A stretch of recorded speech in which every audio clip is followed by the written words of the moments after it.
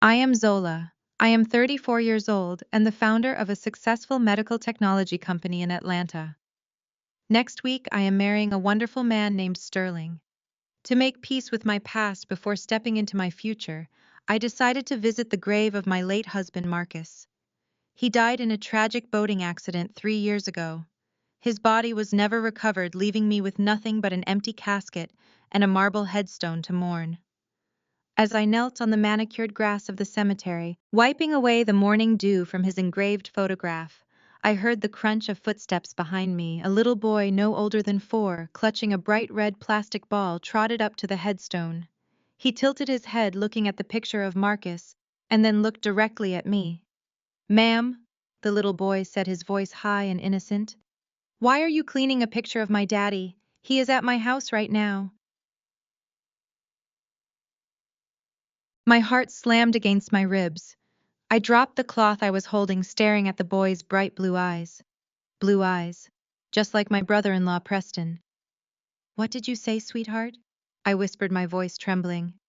The boy pointed a chubby finger toward the massive iron gates of the cemetery, specifically toward the sprawling estates of Buckhead that bordered the graveyard. "My daddy is at home. Come see." Driven by a sickening mixture of adrenaline and dread, I took the boy's hand. We walked up the private access road, crossing from the cemetery into the elite gated community. He led me to a massive brick mansion with towering columns. The front door was slightly ajar. I pushed it open, stepping into a grand foyer paved with imported marble. I heard laughter coming from the living room. It was a deep, familiar laugh that had haunted my dreams for the past 3 years. I walked forward, my breath catching in my throat. Sitting on a velvet sofa was Marcus. He was not dead.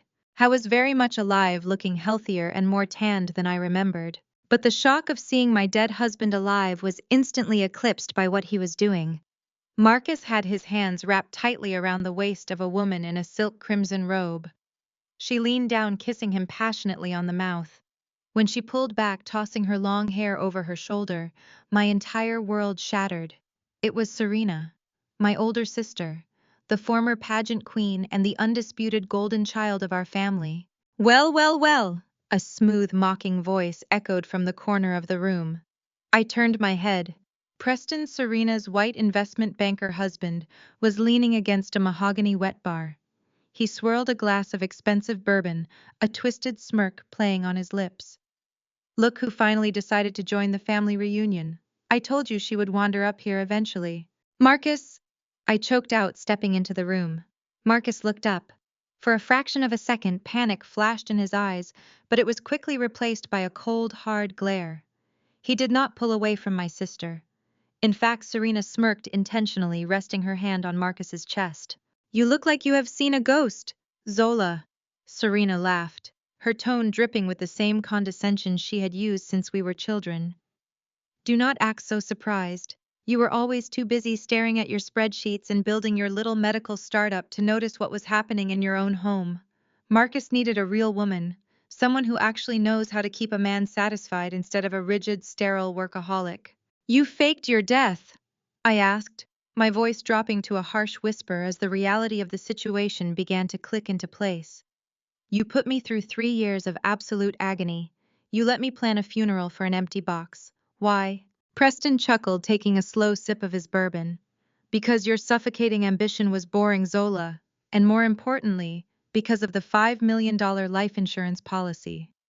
Marcus wanted out of the marriage, but standard divorce is so expensive.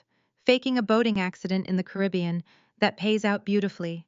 It funded this lovely house, in fact." I stared at the three of them, the betrayal burning through my veins like acid. My own sister, my husband, and my brother-in-law had orchestrated the most sociopathic con imaginable right under my nose. "You are all going to federal prison," I said, my voice eerily calm.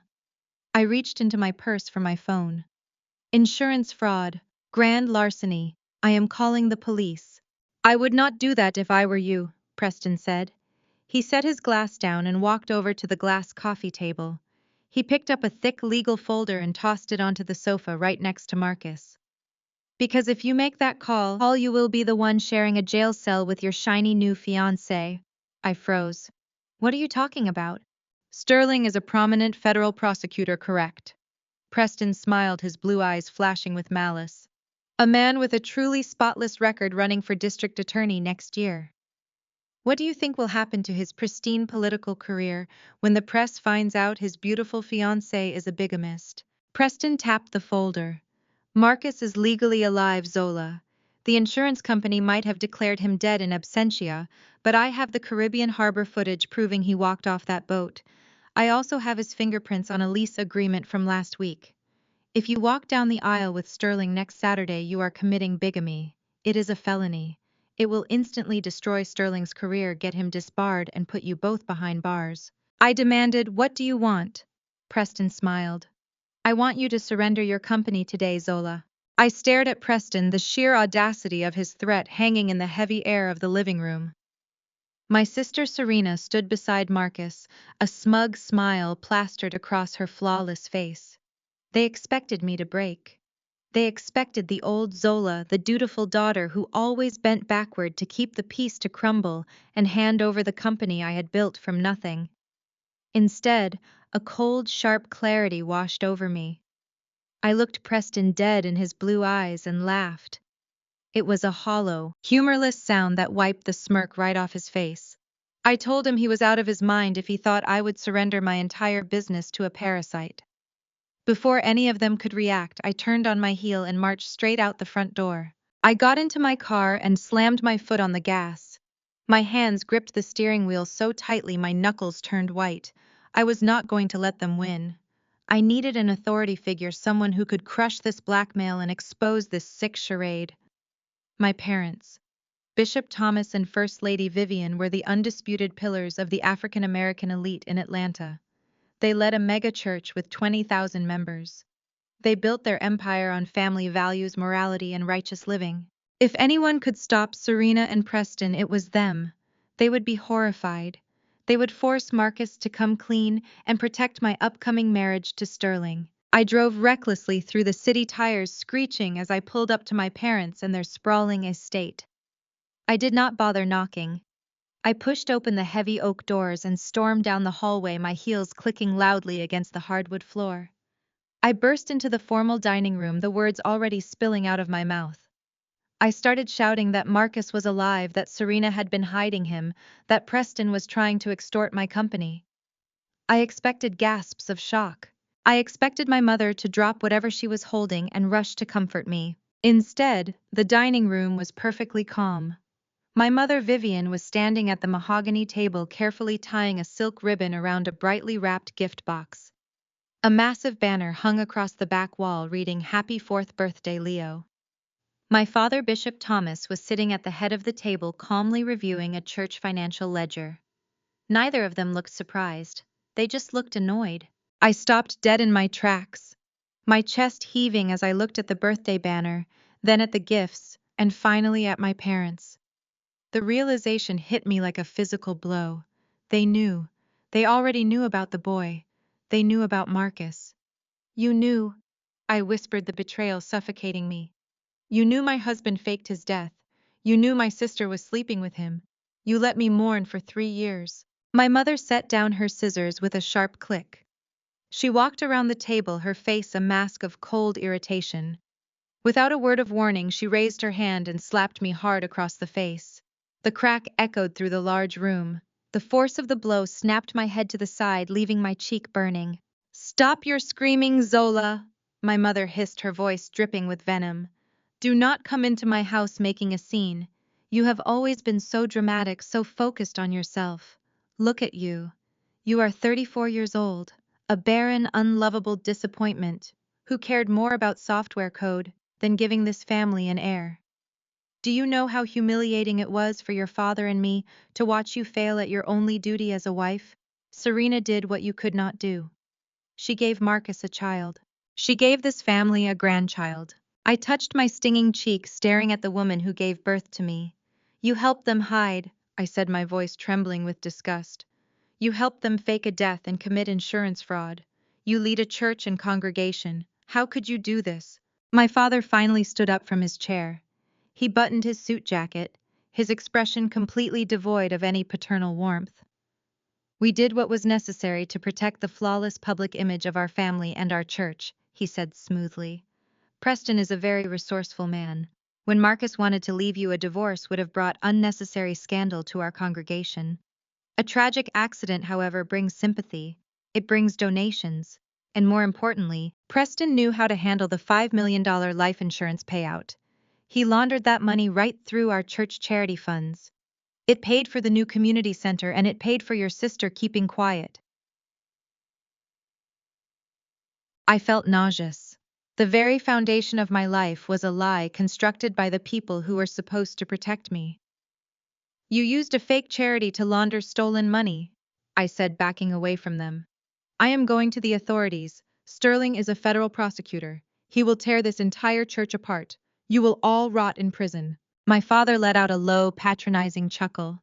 He walked toward me, towering over my shaking frame. You really think you hold any cards here, Zola? You have always been so naive. Why do you think you never received any dividends from the family trust over the past 3 years? I stared at him, confused by the sudden change in topic.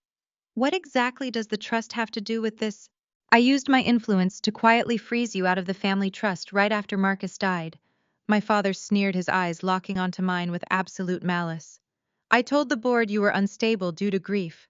I legally redirected your entire share to Serena to fund her new life with Marcus.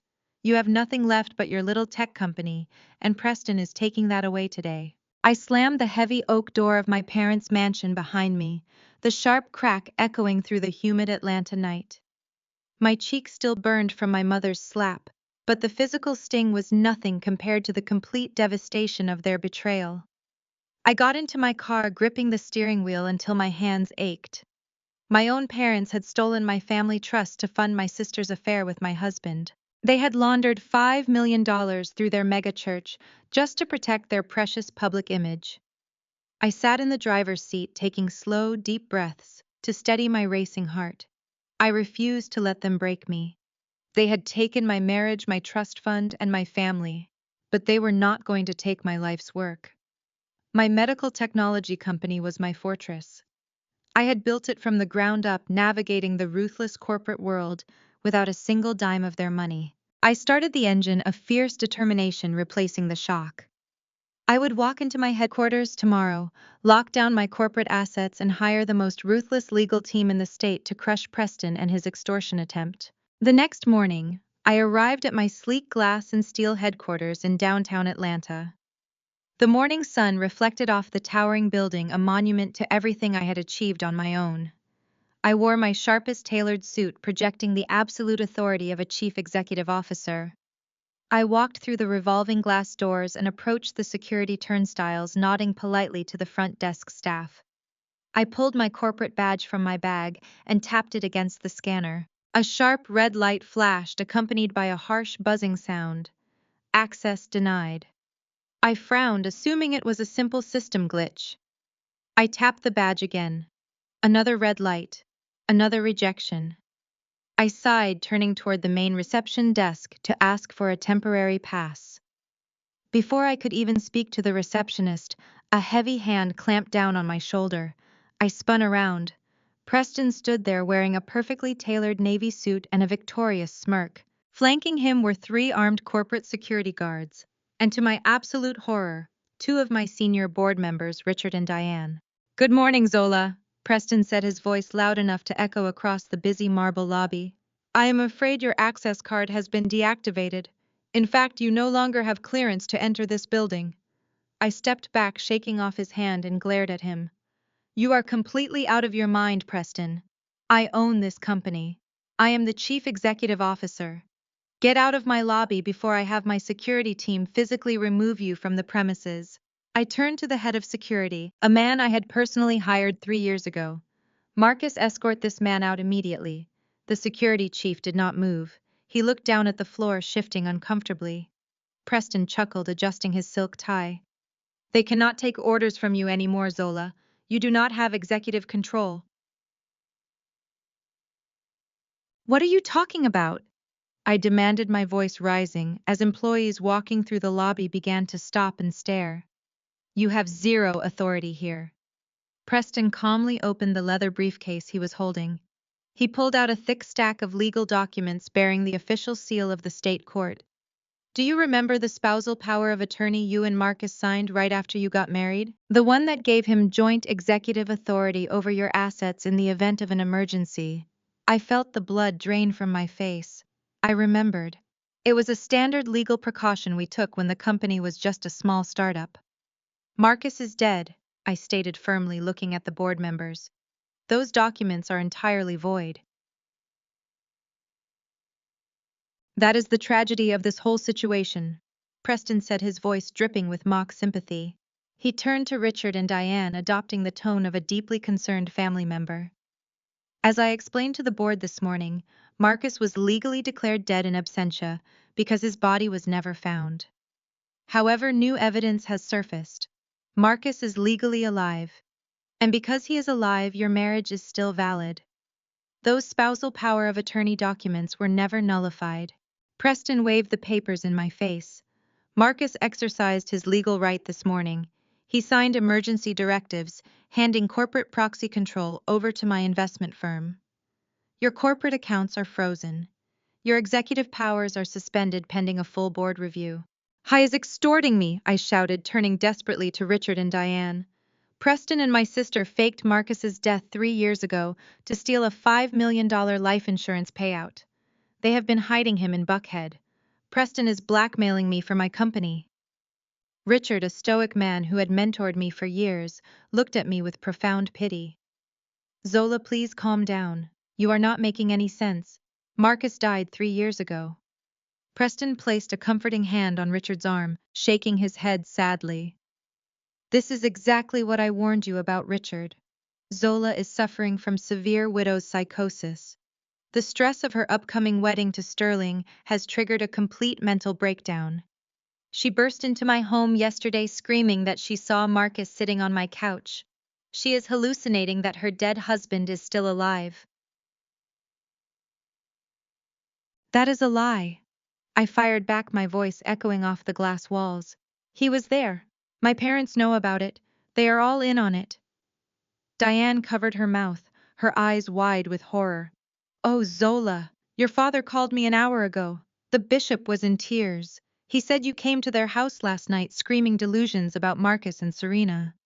He asked the board to step in and relieve you of your duties so you can get the psychiatric help you desperately need. The trap snapped shut with terrifying precision. They had anticipated my every move. Preston had used my dead husband's legal status to steal my company, and my own father had used his impeccable reputation to convince my board that I had lost my mind. I was entirely boxed in. I am not crazy, I said, forcing my voice to remain perfectly steady, despite the panic threatening to consume me. This is a hostile takeover orchestrated by a con artist. Preston sighed, looking at the security guards. Please escort my sister-in-law off the property. Be gentle with her. She is very unwell. The security guards stepped forward, forming a wall between me and the elevators. They placed their hands on my arms, guiding me toward the exit.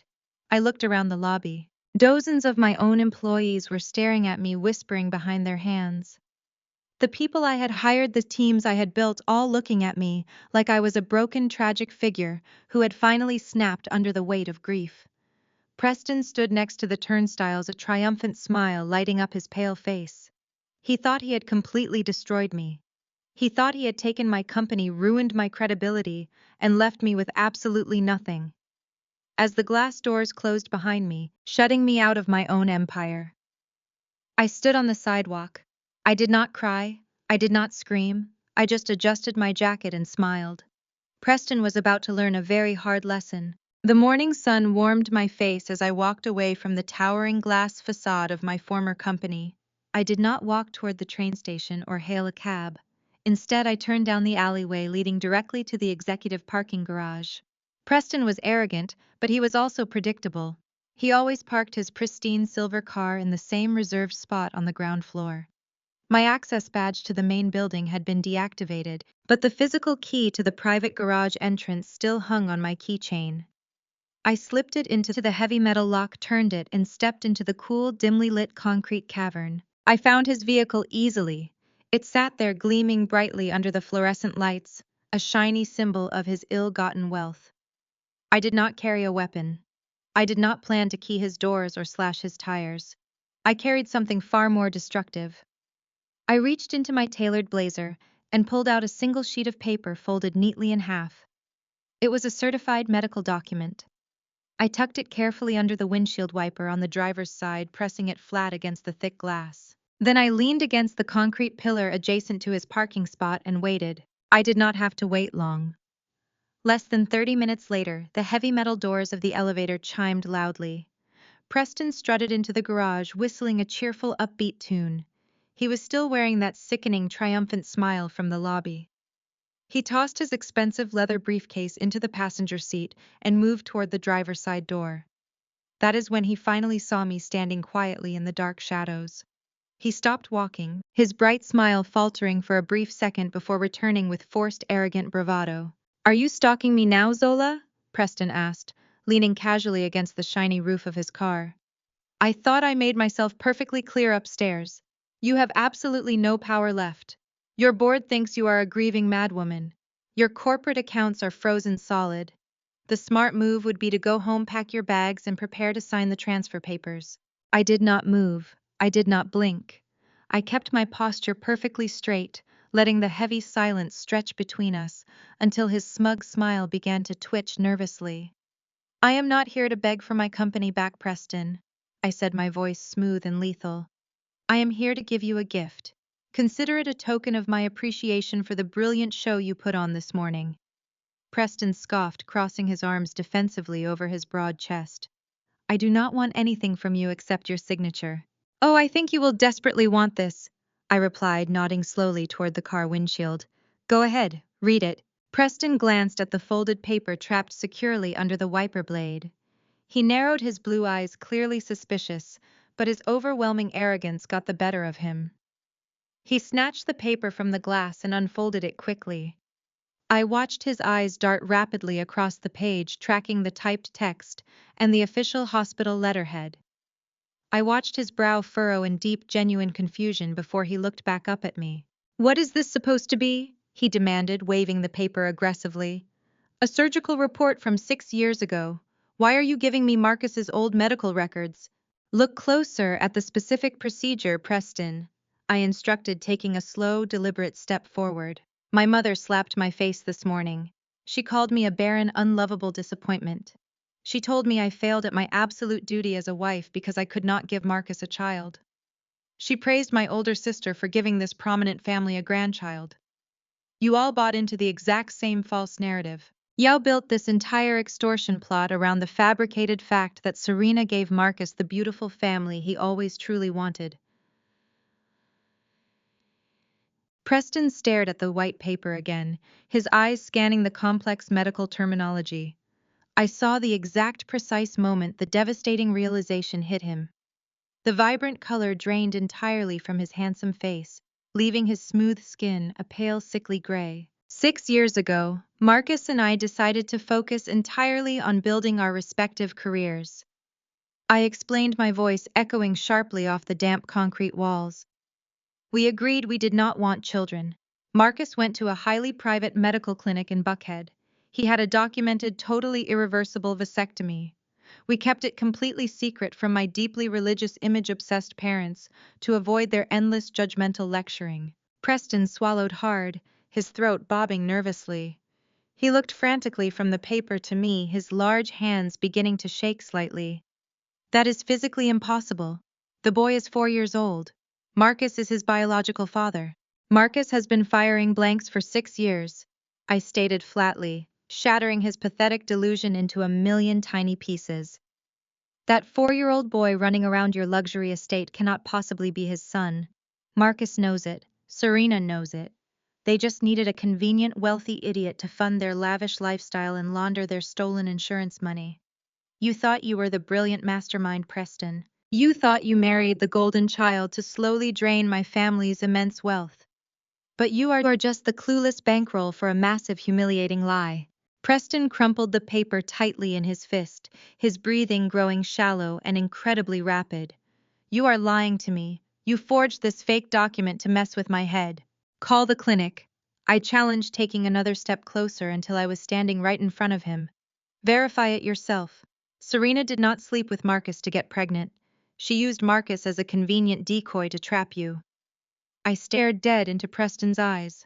Look at the boy's blue eyes, Preston. Who else in our family has blue eyes? Preston snatched the medical report from his shaking hands and stared at it again. The absolute certainty in my voice had finally penetrated his thick skull. He did not say another word to me. He spun around, marched to his silver luxury car, and threw the door open. The tires screeched against the polished concrete of the parking garage as he slammed his foot on the gas pedal, tearing out of the building as fast as his vehicle could carry him. I watched his taillights disappear into the bright Atlanta morning. I did not follow him immediately. I calmly walked to my own car, climbed into the driver's seat, and opened the compartment between the seats to pull out my laptop. I had a front row seat to the destruction of their unholy alliance, and I did not even need to be in the room. Preston drove like a madman back to the Buckhead estate. Inside the massive brick mansion, Serena and Marcus were still lounging in the living room, completely unaware of the ticking time bomb speeding toward their front door. Marcus was pouring himself another drink, comfortable in the delusion that he had successfully outsmarted me. Serena was checking her reflection in a mirror, entirely confident that her flawless beauty and golden child status would shield her from any real consequences. They thought they had secured my $5 million life insurance payout and were about to gain control of my medical technology company. They were spectacularly wrong. The heavy oak front door of the mansion flew open, slamming violently against the hallway wall. Preston stormed into the living room, his face flushed with a terrifying, unhinged rage. He did not hesitate. He marched straight over to Marcus, grabbed the collar of his expensive linen shirt, and threw him violently against the glass coffee table. The table shattered, sending shards of glass and expensive bourbon flying across the pristine white rug. Marcus groaned in pain, clutching his bleeding side as he scrambled backward. Serena screamed, dropping her phone and backing away against the marble fireplace. "Are you insane?" Serena shrieked, her voice echoing shrilly through the high ceilings of the estate. "What is wrong with you, Preston? He is supposed to be our leverage against Zola." "Shut up!" Preston roared, his voice shaking with absolute fury. He pulled the crumpled medical document from his jacket pocket and threw it directly at Serena's face. "You lied to me. You both lied to me. You played me for an absolute fool. Zola just handed me Marcus's medical records. He had a vasectomy 6 years ago. He fires blanks. He has been firing blanks this entire time." Marcus froze on the floor, picking glass out of his arm. He looked up at Preston, genuine confusion washing over his face. "What are you talking about?" "Of course I had a vasectomy. I never wanted kids. Serena knows that." Preston turned his furious blue eyes toward my sister. Serena was staring at the paper on the floor, her flawless complexion turning the color of chalk. She could not speak. She just shook her head slowly, her perfectly manicured hands trembling. "Leo is 4 years old," Preston yelled, stepping dangerously close to his wife. "You told me you were sleeping with Marcus behind Zola's back. You told me the boy was his. You used that kid to convince me to help you fake a boating accident and launder $5 million through your father's megachurch. You told me Marcus was the father, but Marcus is shooting blanks. So who is the father, Serena? Who gave you a child with bright blue eyes?" Serena pressed her back flat against the cold marble fireplace. She looked terrified, stripped of all her usual arrogance. "Preston, please. I can explain everything. It was a mistake." "Who is the father?" Preston demanded, his voice cracking like a whip. "It was your brother." Serena sobbed, tears ruining her expensive makeup. "It was your brother Hunter. He came to town for our engagement party. I got drunk. I was lonely. You were always working. When I got pregnant, I panicked. I knew my father would disown me. I knew the church congregation would ruin my reputation. So I went to Marcus. I offered him a cut of the insurance money if he pretended to be the father and disappeared." Marcus pulled himself up from the floor, his face twisted in pure horror. He looked at Serena as if he had never seen her before. "You used me," Marcus said, his voice barely a whisper. "You told me we were running away together because you loved me. You made me fake my own death, leave my wife, and hide in this house like a prisoner just so you could cover up an affair with your husband's brother." "Do not act like a victim, Marcus." Serena snapped, her fear suddenly giving way to viciousness. You wanted the money just as much as I did. You hated Zola. You wanted to escape her ambition. I just gave you the perfect excuse.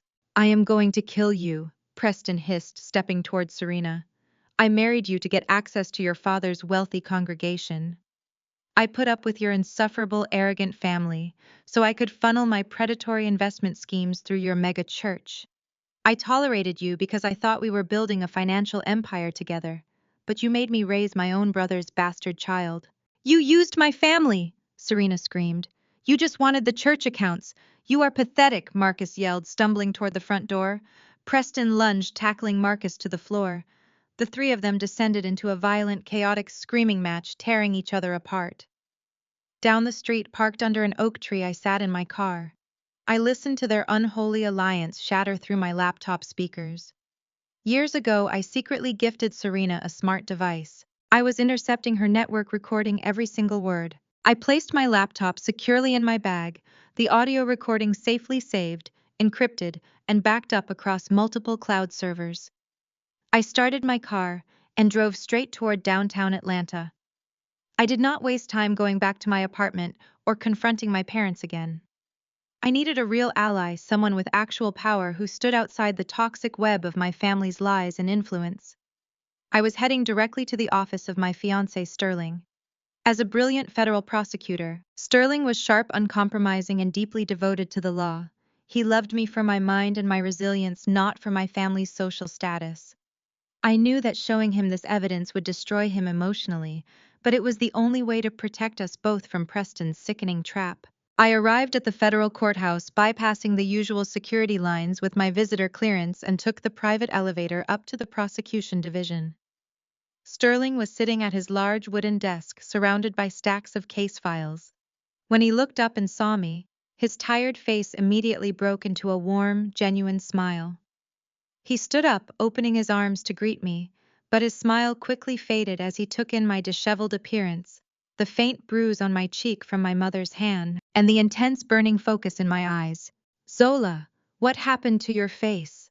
Sterling asked, rushing around his desk, his voice filled with immediate concern. Are you all right?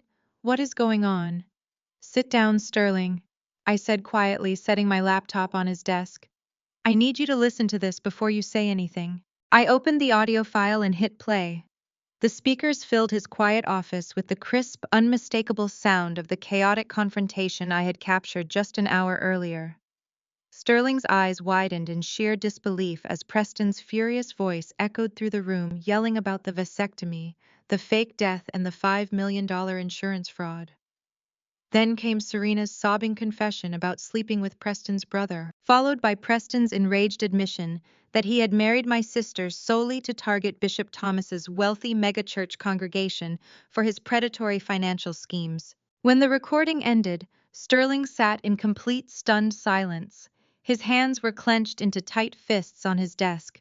Marcus is alive, Sterling whispered, his voice trembling with a mixture of rage and shock. They faked his death. Your sister and brother-in-law committed federal insurance fraud, and they are using my career to blackmail you. They know that if I marry you next week, Marcus's legal status makes me a bigamist, I explained, leaning over his desk. They thought I would hand over my company to keep them from ruining your upcoming district attorney campaign. But we have them now, Sterling. This recording proves the conspiracy, the fraud, and the extortion. You can take this directly to the United States Attorney's Office and shut them down. Before Sterling could respond, a sharp, authoritative knock rattled the heavy glass door of his corner office. Without waiting for an invitation, the door swung open. My father, Bishop Thomas, stepped into the room. He wore his finest custom-tailored suit, carrying his gold-headed cane, and projecting the towering, unyielding authority of a man who commanded 20,000 loyal followers every Sunday morning. Behind him stood two of his senior church elders, acting as an intimidating personal security detail. Sterling immediately stood up, his professional instincts kicking in despite the shock. Bishop Thomas, I was not expecting you at my office today. I am sure you are not, Sterling, my father said smoothly, his deep, resonant voice filling every corner of the room. He did not even bother to look at me. He walked straight up to Sterling's desk, resting his hands on his gold cane.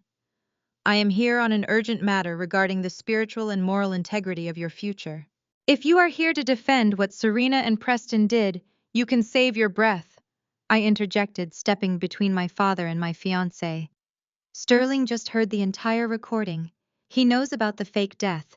He knows about the insurance money laundered through your church. My father finally glanced at me, his eyes colder than ice.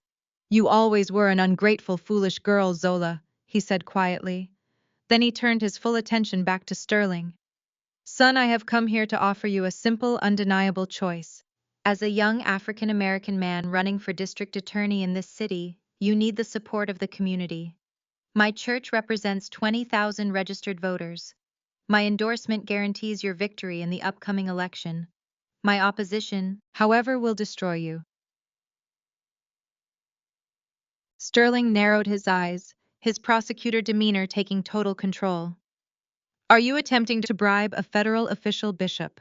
I am giving you a reality check, young man, Bishop Thomas sneered, stepping closer. If you attempt to use whatever fabricated nonsense Zola just handed you to bring charges against my family or my church, I will mobilize my entire congregation against you before the sun sets today. I will hold a massive press conference on the steps of this very courthouse. I will accuse you of official corruption, of abusing your power to launch a racially motivated, sacrilegious attack against one of the most prominent black churches in the American South. I gasped. You would lie to your own people just to protect a group of criminals. I protect the legacy of this family and the church at all costs, the bishop boomed, slamming his cane against the floor. He glared at Sterling with absolute malice. The media will devour you, Sterling. The voters will turn their backs on you. Your legal career will be over, your political ambitions completely incinerated, all for a woman who could not even keep her first husband satisfied. My father pulled a folded document from his coat and laid it firmly on Sterling's desk. This is a statement declaring that you and Zola have ended your engagement due to irreconcilable personal differences. Drop her immediately. Let Preston handle the corporate transition quietly. Walk away, save your career, and I will personally see to it that you become the next district attorney. The heavy silence in the office was suffocating. I turned my head slowly, looking at Sterling. His face was entirely unreadable. I stared at Sterling, searching for any trace of the fierce, unyielding prosecutor I loved. His dark eyes remained fixed on the typed document my father had placed on his desk. The silence stretched until it felt like the air was being sucked out of the room. My father adjusted his grip on his gold-headed cane, a victorious glint shining in his eyes. He knew he had cornered us. Sterling, I said, my voice barely a whisper. Tell him to leave. Tell him you are going to present that audio recording to the grand jury. Sterling finally looked up, his jaw clenched tightly. Zola, I need you to leave my office, he said. The words hit me like a physical strike to the chest. I have to handle this professionally, and I cannot do that with you here. Sterling, you cannot be serious, I pleaded, taking a step toward his desk. They faked a death, they laundered millions. I said leave, Zola. Sterling ordered, his voice suddenly sharp and commanding. He picked up his office phone. If you do not walk out that door right now, I will have security escort you out. My heart shattered into a million jagged pieces. I looked at the man I was supposed to marry. He was choosing his political career over my life. He was backing down from a corrupt megachurch bishop just to save his upcoming campaign. My father let out a low, satisfied chuckle. He stepped aside, gesturing toward the heavy glass door. I did not shed a single tear. I grabbed my bag, turned my back on both of them, and walked out of the federal courthouse completely alone. I drove aimlessly for hours, eventually parking in the desolate lot of a cheap roadside motel on the outskirts of Atlanta. I rented a room under a fake name, paying in cash. The room smelled of bleach and stale cigarette smoke. I sat on the edge of the sagging mattress and turned on the small, grainy television bolted to the wall. I flipped to the local news channel. My blood ran cold. The breaking news banner flashing across the bottom of the screen read, Federal Prosecutor Sterling suspends upcoming wedding. The screen cut to a live press conference on the steps of the courthouse I had just left. Sterling stood behind a podium surrounded by flashing cameras and eager reporters. He wore his crisp charcoal suit, projecting total calm and authority. I have called this press conference today to address rumors about my personal life, Sterling announced into the microphones. Due to highly sensitive personal matters, Zola and I have decided to postpone our wedding indefinitely.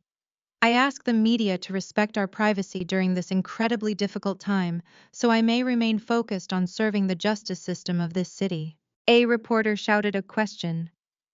Is it true Zola suffered a severe mental breakdown following the anniversary of her late husband's death? Sterling did not deny the vicious rumor.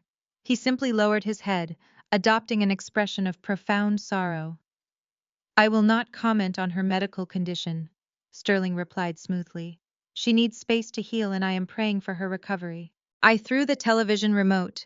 It smashed against the wallpaper. The media ate his performance up. News anchors immediately launched into sickening commentary praising Sterling for his professionalism while painting me as a mentally unstable widow who lost her grip on reality. My cell phone buzzed violently on the nightstand.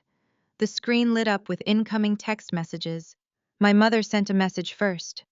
You brought this entirely on yourself. You should have learned your place. My father followed seconds later. God punishes the arrogant. Repent and surrender your company, and we might allow you to return home. Then my phone began to ring. The caller ID flashed Serena's name. I answered the call, pressing the phone to my ear without saying a word. Did you enjoy the press conference, little sister? Serena asked, her voice light and musical, dripping with absolute poison. Sterling dropped you the second things got slightly complicated, just like Marcus dropped you, just like our parents dropped you. You are a parasite, Serena, I replied, my voice steady, despite the sheer devastation ripping through me. You have to steal husbands and forge documents because you have never built a single successful thing in your entire life. Serena laughed, a grating sound. Keep telling yourself that, Zola. You worked 80-hour weeks. You built a medical technology empire. But look at you now. You always end up completely alone because you do not know how to play the game. You thought your money made you untouchable. But family loyalty and public perception run this city. We control the narrative. You are just a crazy, discarded woman hiding in a cheap motel room with no one left to call. She hung up the phone. I sat in the silent, dim room. I had absolutely nothing left. My company was frozen. My parents betrayed me. My sister had stolen my husband, and now the man I loved had publicly abandoned me to save his political skin. I was utterly, completely isolated. My phone vibrated again. This time it was a direct phone call from Preston. I answered it, my grip tightening on the device. I must say, Zola, your former fiancé gave a truly spectacular performance on television today, Preston sneered through the speaker. The public is fully convinced you have completely lost your mind. What do you want, Preston? I demanded coldly. I am giving you exactly 24 hours to sign the transfer documents handing over 80% of your company to my investment firm, Preston stated, dropping all pretense of civility. Marcus is your legal husband. If you do not sign those papers by this time tomorrow, Marcus will exercise his spousal medical authority. He will commit you to a secure psychiatric ward. You will be locked away forever. I ended the call. Preston's ultimatum hung in the stale air of the motel room, a ticking clock counting down to my absolute destruction. He gave me 24 hours to sign over my life's work or face a locked psychiatric ward. I placed the cell phone face down on the nightstand. I did not scream. I did not shed a single tear. Panic is a luxury for those who have a safety net. I had nothing left but my mind, and my mind was a weapon Preston vastly underestimated. I reached into my leather bag and pulled out my secondary laptop. It was a heavy encrypted machine I used exclusively for back-end development, completely untethered from the corporate network Preston had just frozen. Preston was a ruthless investment banker. He relied on expensive lawyers to freeze my access and lock me out. But Preston did not write the source code that powered my medical technology company. I did. Long before my startup was valued at $50 million. I spent thousands of hours in a cramped garage building the proprietary routing architecture from scratch. I knew every line of code, every hidden pathway, and every digital blind spot. I had intentionally built a shadow backdoor deep within the system architecture, a fail-safe designed to protect patient data in the event of a catastrophic server breach. Preston's legal team had seized my front-facing executive accounts, but they had absolutely no idea the backdoor even existed. I booted up the laptop, the screen casting a harsh blue glow. I routed my connection through a secure virtual private network, masking my physical location. My fingers flew across the keyboard, typing lines of complex code with rhythmic precision. I bypassed the frozen security protocols in less than 3 minutes. I was back inside my own network, completely undetected. Now I needed to hunt. If Preston was using my family's church to launder the insurance money, the transaction records had to exist somewhere. I needed to follow the $5 million that was supposedly paid out upon Marcus's death.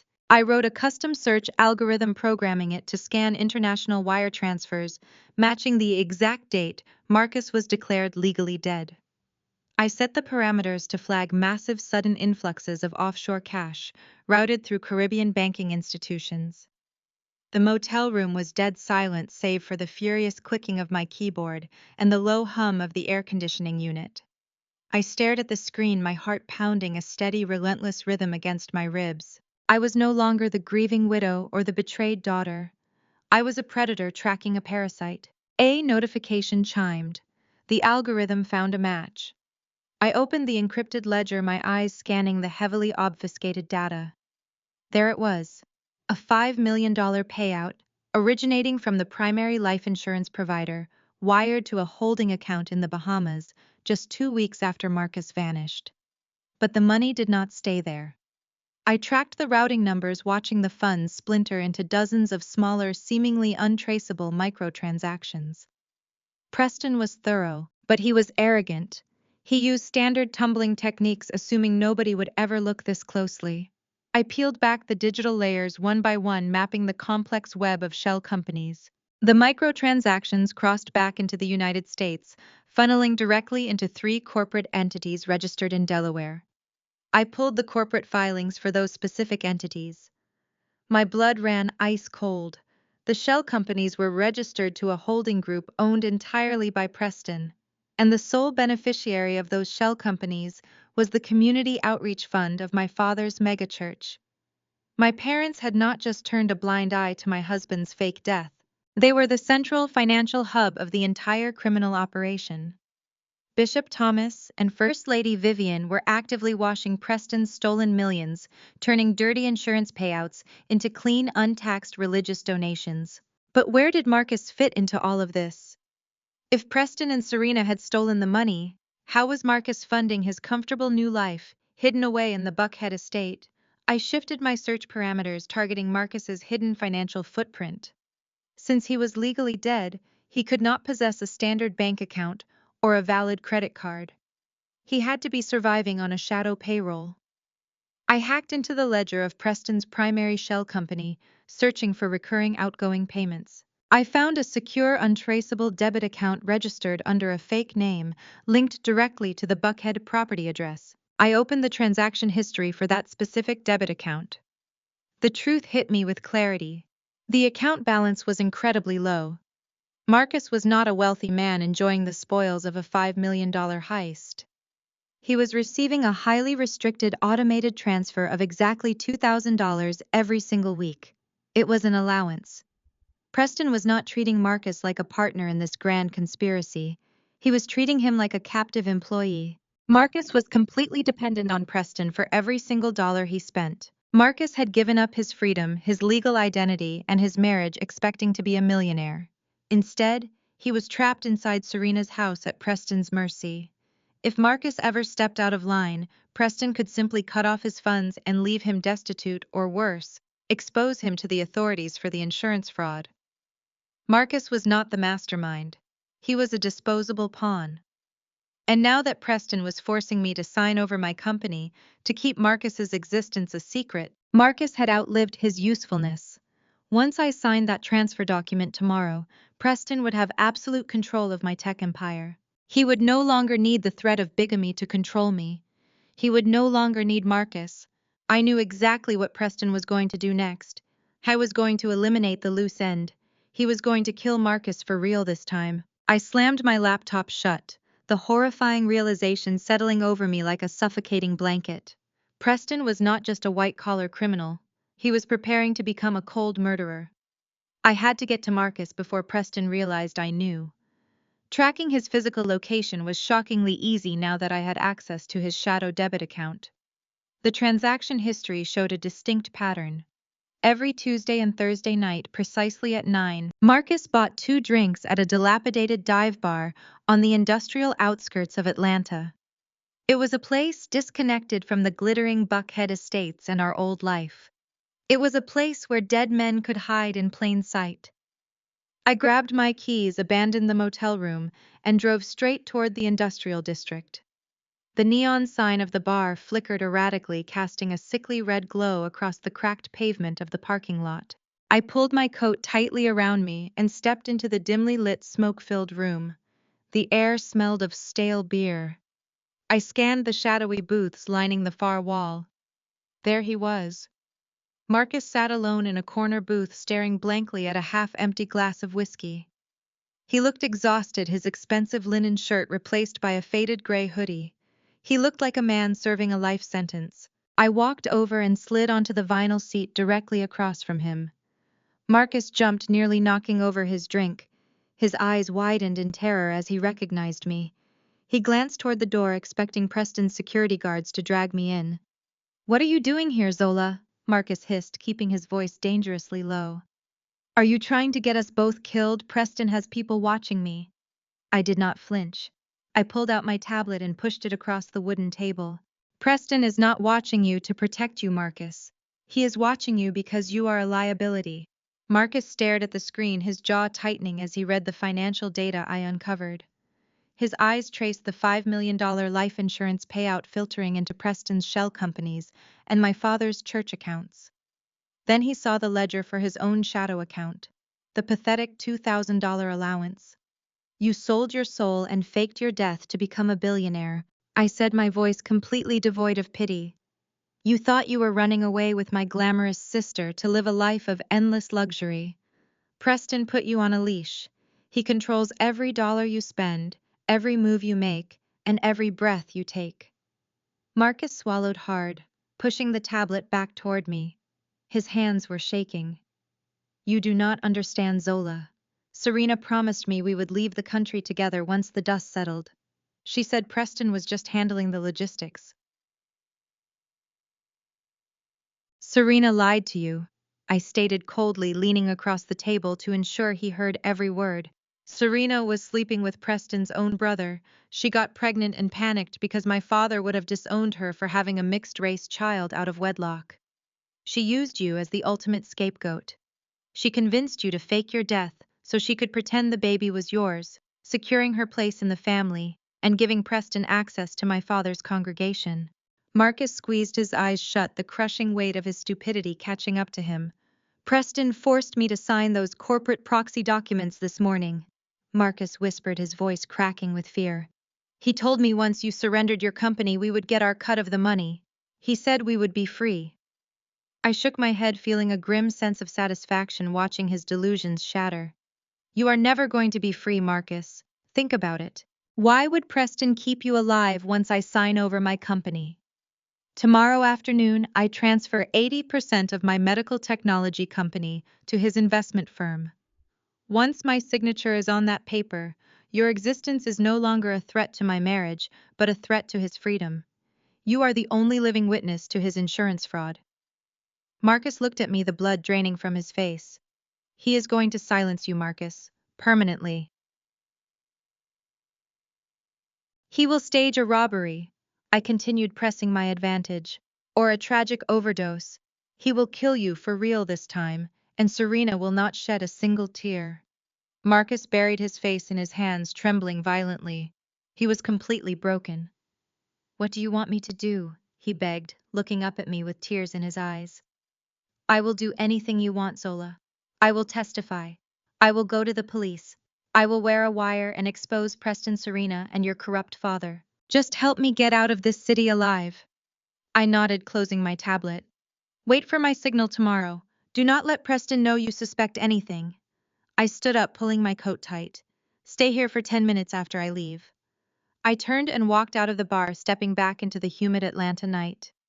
I retreated to the shadows of the alleyway across the street, watching the front entrance to ensure Marcus stayed put.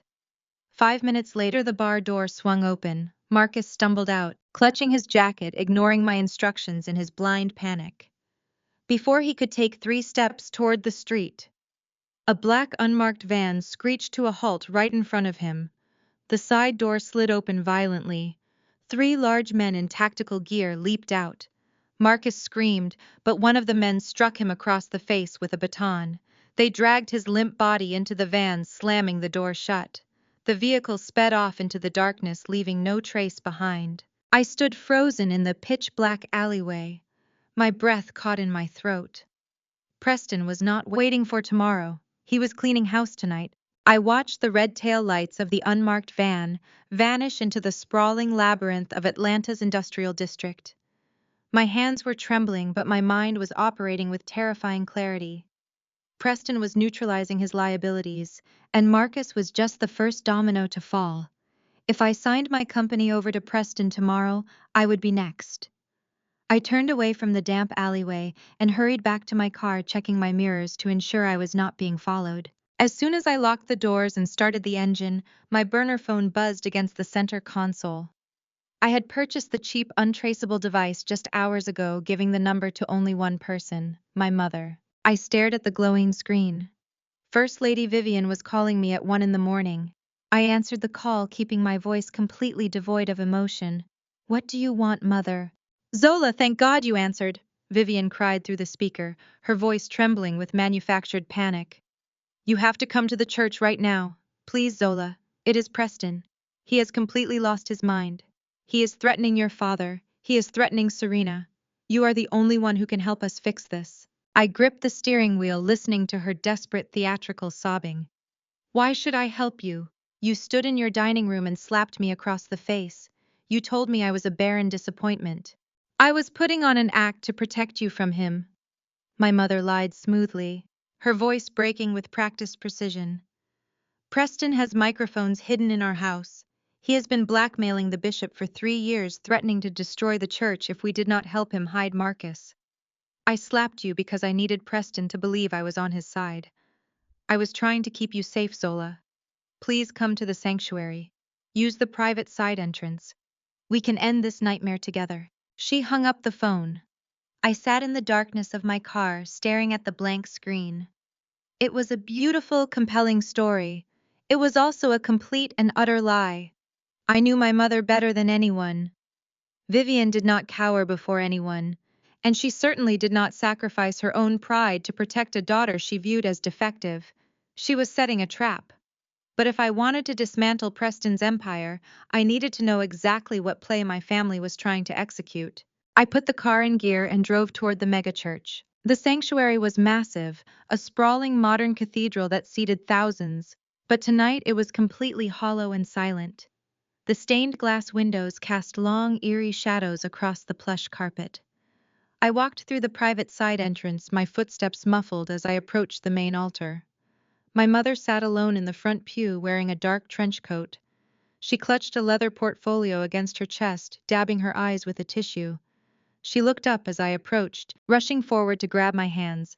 "Zola, you came," Vivian whispered, tears spilling down her perfectly made-up cheeks. "I am so sorry for everything. Preston is a monster. He just called your father and told him he intends to seize your company tomorrow. We cannot let him do that to you. You worked too hard." I gently pulled my hands out of her grasp. "Cut the performance, Mother. Tell me why I am really here." Vivian sniffled, adopting the posture of a terrified, desperate matriarch. "Your father and I spoke with our private legal counsel tonight. We have a plan to stop Preston, but it requires a sacrifice. We need to create a legal firewall to protect the church and your sister from federal prosecution. If Preston goes down, he will try to drag all of us down with him." She opened her leather portfolio and pulled out a stack of heavily redacted legal documents, pushing them into my hands. "Our lawyers drafted this immunity agreement. If you sign this, it grants you full control of your company back. It officially nullifies Preston's extortion attempt. We just need you to sign it, Zola. Save yourself and save your family. I looked down at the thick stack of papers. The top sheet featured standard non-disclosure clauses, but the underlying pages were dense with complex legal jargon. I did not just glance at the signature line. I read the fine print buried deep within the third paragraph of the second page. My blood ran cold, turning to absolute ice in my veins. This was not an immunity agreement. This was a sworn, legally binding confession.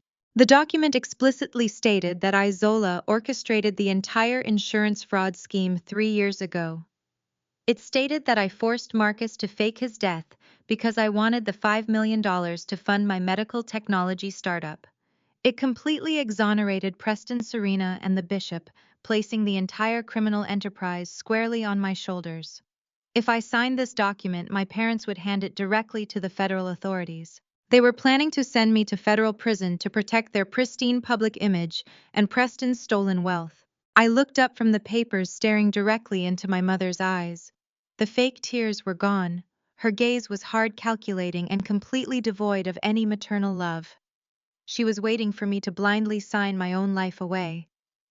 "You are trying to frame me," I said, my voice echoing loudly across the empty pews. "You are serving your own daughter up on a silver platter so you can keep washing dirty money through your offering plates." "You owe us this, Zola," Vivian hissed, dropping the desperate victim act entirely. Her face twisted into a mask of cruel entitlement. "We gave you life. We gave you a prominent name. You failed to give us an heir. Take the fall right now." I looked down at the forged confession letter, resting in my trembling hands. My mother stood over me in the empty church sanctuary, demanding I willingly walk into a federal prison to protect a family that had done nothing but use me, abuse me, and betray me. The sheer audacity of her entitlement extinguished the last lingering ember of daughterly affection I possessed. There was no sadness left inside me. There was no grief. There was only a cold, calculating fury. I gripped the thick stack of legal papers and ripped them straight down the middle. The sharp, tearing sound echoed violently through the silent, cavernous church. Vivian gasped, taking a shocked step backward. She stared at the shredded documents fluttering down onto the plush red carpet. "What are you doing, Zola? Are you completely out of your mind? I am offering you the only way out of this mess." "You are offering me a cage, Mother," I replied, my voice dropping to a deadly quiet register. "You and the bishop built this entire religious empire on absolute hypocrisy. You chose to protect an embezzling sociopathic son-in-law over your own flesh and blood. You chose a fake grandchild over your real daughter. You have made your choice. Now you get to live with the consequences of mine." I turned my back on her and walked straight down the center aisle of the megachurch. Vivian screamed my name, her voice echoing off the stained glass windows, but I did not look back. I pushed through the heavy wooden doors and stepped out into the humid Atlanta night. I was completely done playing defense. It was time to burn their entire fraudulent empire to the absolute ground. I drove back to my secluded, untraceable motel room. I did not bother turning on the overhead lights. The only illumination came from the harsh, bright glow of my laptop screen. I pulled out my burner phone and opened a new text message. I typed a direct message to Preston. I kept it brief, pathetic, and entirely convincing. "I surrender. You win, Preston. I have nothing left. I will sign the corporate transfer documents. Bring them to the church's 30th anniversary gala tomorrow night. I will sign them in front of everyone." I hit send. Less than a minute later, my screen lit up with his response. "Smart girl. Wear something nice. We have a lot to celebrate." Preston was so deeply blinded by his own towering arrogance that he did not suspect a thing. He thought he had successfully cornered a broken, defeated widow. He thought the glamorous gala would be the perfect, humiliating venue to force my final surrender. He was giving me the exact public stage I desperately needed to execute my counterstrike. I set the phone aside and cracked my knuckles. I had less than 24 hours to assemble the most devastating digital bomb in corporate history. I opened my encrypted back-end access portal and bypassed the frozen security firewalls of my medical technology company for the second time. I needed to build an automated self-executing data sequence. I started by compiling the massive trove of offshore banking records I had traced earlier. I downloaded the exact routing numbers, the shell company registration certificates, and the explicit ledgers showing the $5 million life insurance payout flowing directly into the church charity accounts. Next, I integrated the explosive audio recording I had intercepted from Serena's smart home device. I enhanced the sound quality, ensuring that Preston's furious confession about marrying Serena for the church accounts was crystal clear. I made sure Serena's sobbing admission about sleeping with Preston's own brother was perfectly audible. I merged the audio files with the visual financial data, creating a seamless, undeniable multimedia presentation. But compiling the evidence was only the first half of the battle. I needed a delivery mechanism. The mega church anniversary gala was going to be held in the grand banquet hall of a five-star luxury hotel downtown. I knew the venue well. My company had hosted an annual charity fundraiser in that exact same ballroom just last year. I accessed the hotel's central audio-visual network through a known vulnerability in their wireless bridging system. I wrote a malicious script designed to hijack the main control console in the banquet hall. I programmed a master override that would lock out any manual interference from the hotel staff. Once I triggered the sequence, nobody in that room would be able to stop the presentation from playing on the massive light-emitting diode screens. The digital clock in the corner of my screen ticked past 4 in the morning. My eyes burned from staring at the bright monitor, and my fingers ached from the relentless rapid typing. I drank a lukewarm cup of bitter coffee and kept working. I mapped out the exact sequence of events. I anticipated Preston's security measures. I accounted for my father's usual intimidation tactics. I left absolutely nothing to chance. By the time the early morning sun began to filter through the cheap motel curtains, my trap was fully constructed, armed, and waiting for my command. I closed the final command terminal and rubbed my exhausted eyes. I had weaponized my pain, turning my profound grief into lines of lethal, unstoppable code. I sat back against the headboard, running the entire plan through my mind one last time. Every piece of evidence was secure. Every digital backdoor was locked and primed. Suddenly, my burner phone buzzed loudly on the nightstand, breaking the silence of the dusty room. I picked it up, expecting another gloating message from Serena or a threatening reminder from Preston.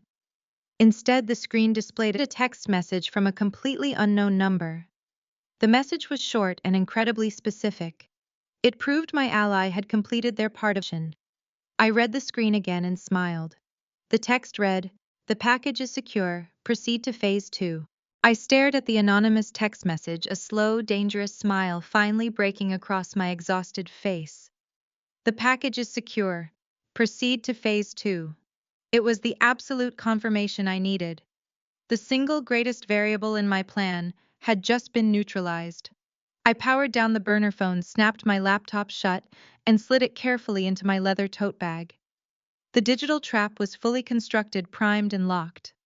I stood up, walked into the cramped motel bathroom, and turned on the harsh fluorescent light above the mirror.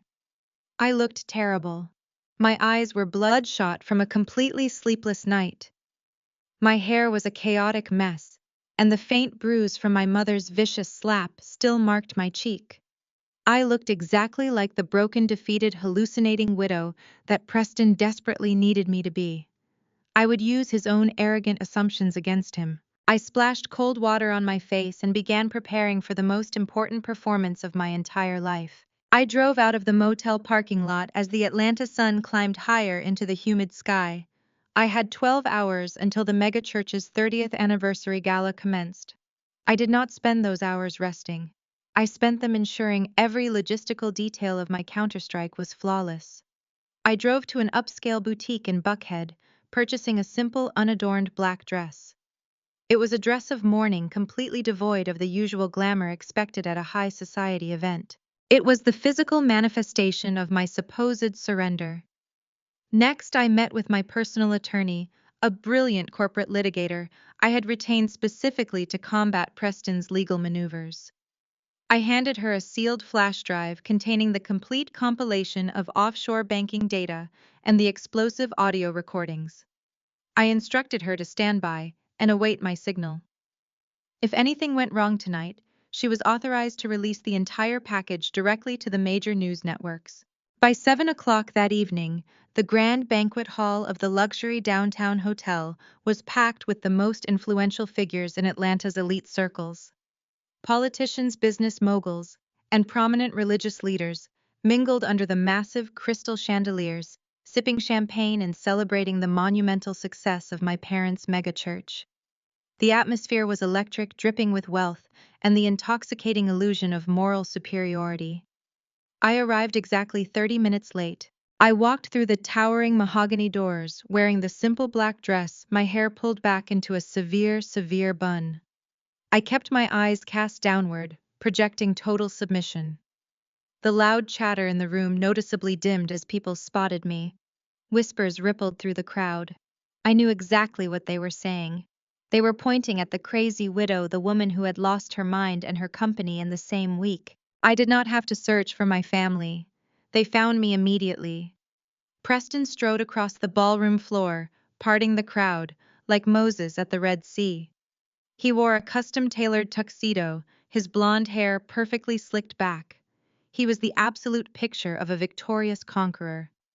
Serena walked right beside him, practically dripping in diamonds. She wore a stunning emerald green gown, her arm looped possessively through his. They looked like royalty. They looked invincible. Zola, Preston greeted me, his voice booming across the immediate area. I am so glad you decided to join us. I was worried your condition might prevent you from attending. I am here, Preston, I replied, my voice deliberately flat and devoid of any fight. I brought the transfer papers. Just tell me where to sign. Serena let out a sharp, triumphant laugh. She looked me up and down, her eyes glittering with pure malice. Look at you, Zola. Wearing black to an anniversary gala, I suppose it is fitting. You are finally mourning the death of your ridiculous ambition. I told you that you did not know how to play the game. You won, Serena, I said, forcing myself to look away from her, acting as though her words physically pained me. You both won. Just let me sign the papers so I can go home and try to put my life back together. Preston's smile widened into a predatory grin. He leaned in close, his breath hot against my ear. I knew you would finally see reason, Zola. You are a smart girl when you are not being blinded by your own tragic ego. I tamed this entire arrogant family, and now I have tamed you. Follow me. We have a private room reserved for the signing. Preston placed a firm, controlling hand on the small of my back, guiding me away from the crowded ballroom floor. Serena followed closely behind, her high heels clicking rhythmically against the polished marble. They led me down a quiet, opulent corridor adjacent to the main banquet hall.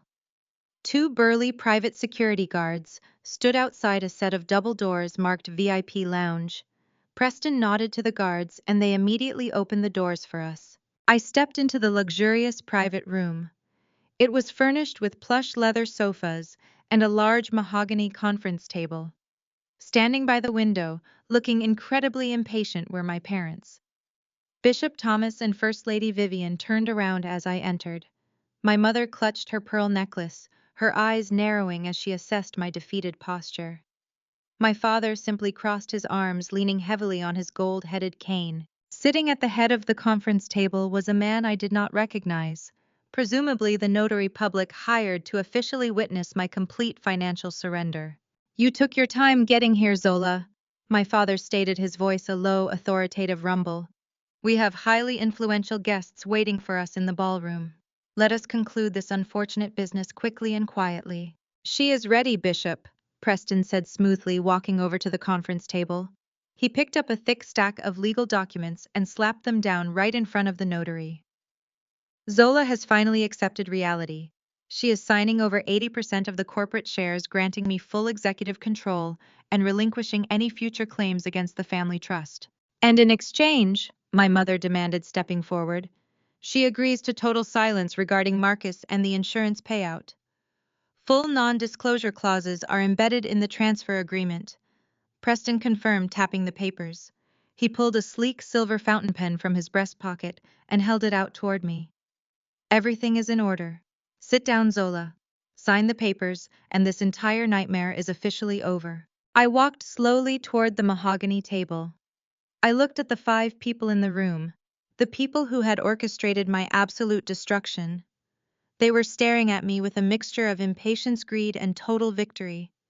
I reached out my hand, trembling slightly, and took the silver pen from Preston.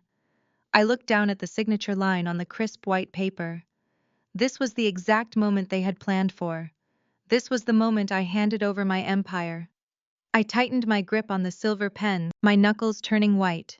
But I did not sit down, I did not bend. I stood my ground, staring at the polished silver pen in my hand. The heavy mahogany door of the VIP lounge was shut tight behind me, guarded by Preston's private security. The muffled bass of the gala band playing in the grand ballroom was the only sound bleeding through the thick walls.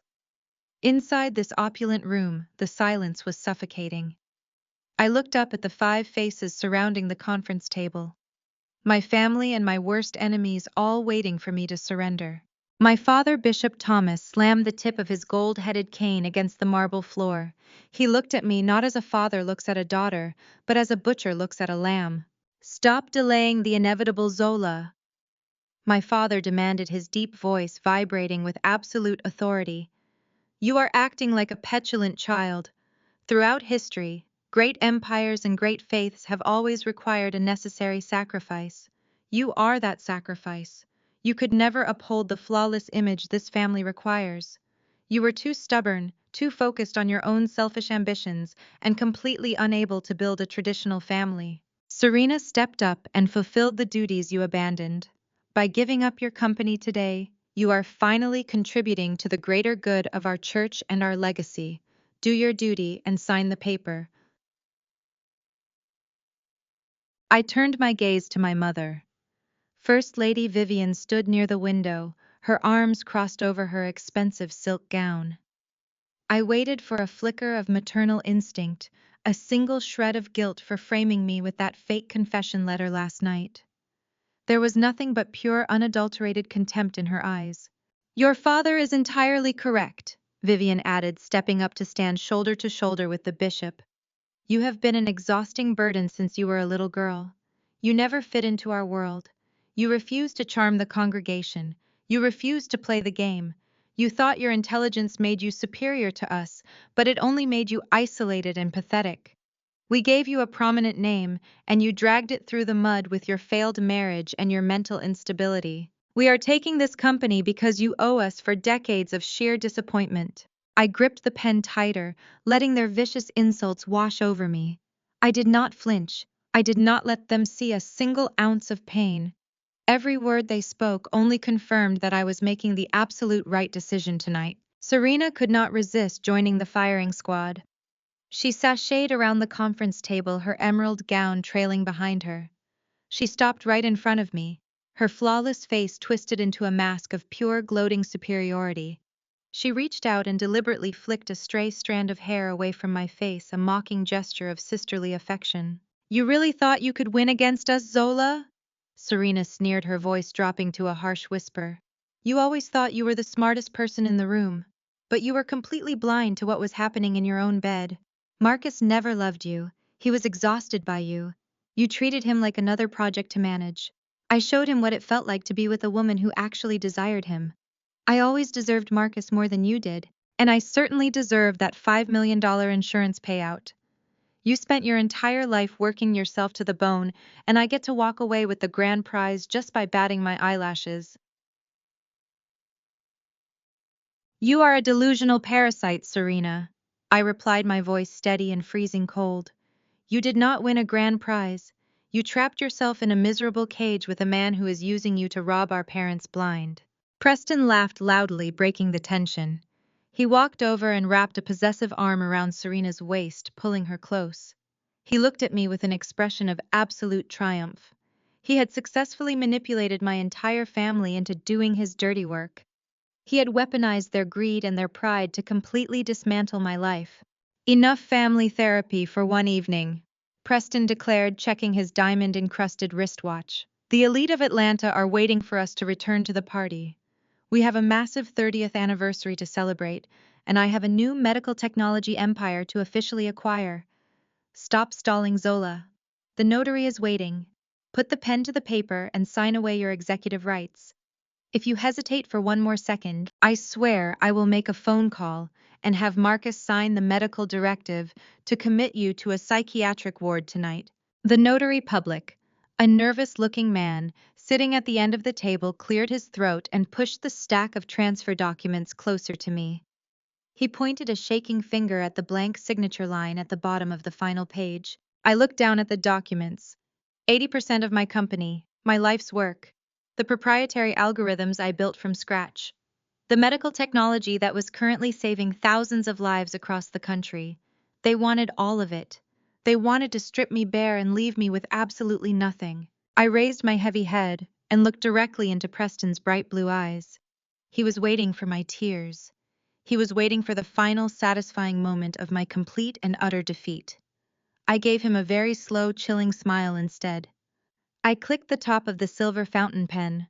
The sharp metallic sound echoed perfectly in the quiet, tense room. But I did not lower the heavy pen to the paper. I did not sign my own name on it.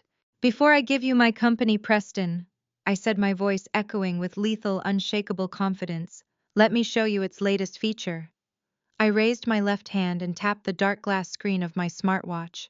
The dark glass of my sleek new smartwatch illuminated instantly, sending a silent, encrypted command straight to the hotel's central audiovisual server. I lowered my wrist and stared directly at Preston. For a fleeting second, he just looked confused. Then the heavy, vibrating bass of the gala band playing out in the grand ballroom abruptly stopped. It was a harsh, extremely loud electrical screech of feedback that pierced through the thick mahogany walls of the VIP lounge. The sudden, suffocating silence that followed was absolutely deafening. Out in the vast main banquet hall, the massive LED screens positioned directly behind the grand stage were violently glitching. I knew exactly what was happening outside because I had coded the sequence myself.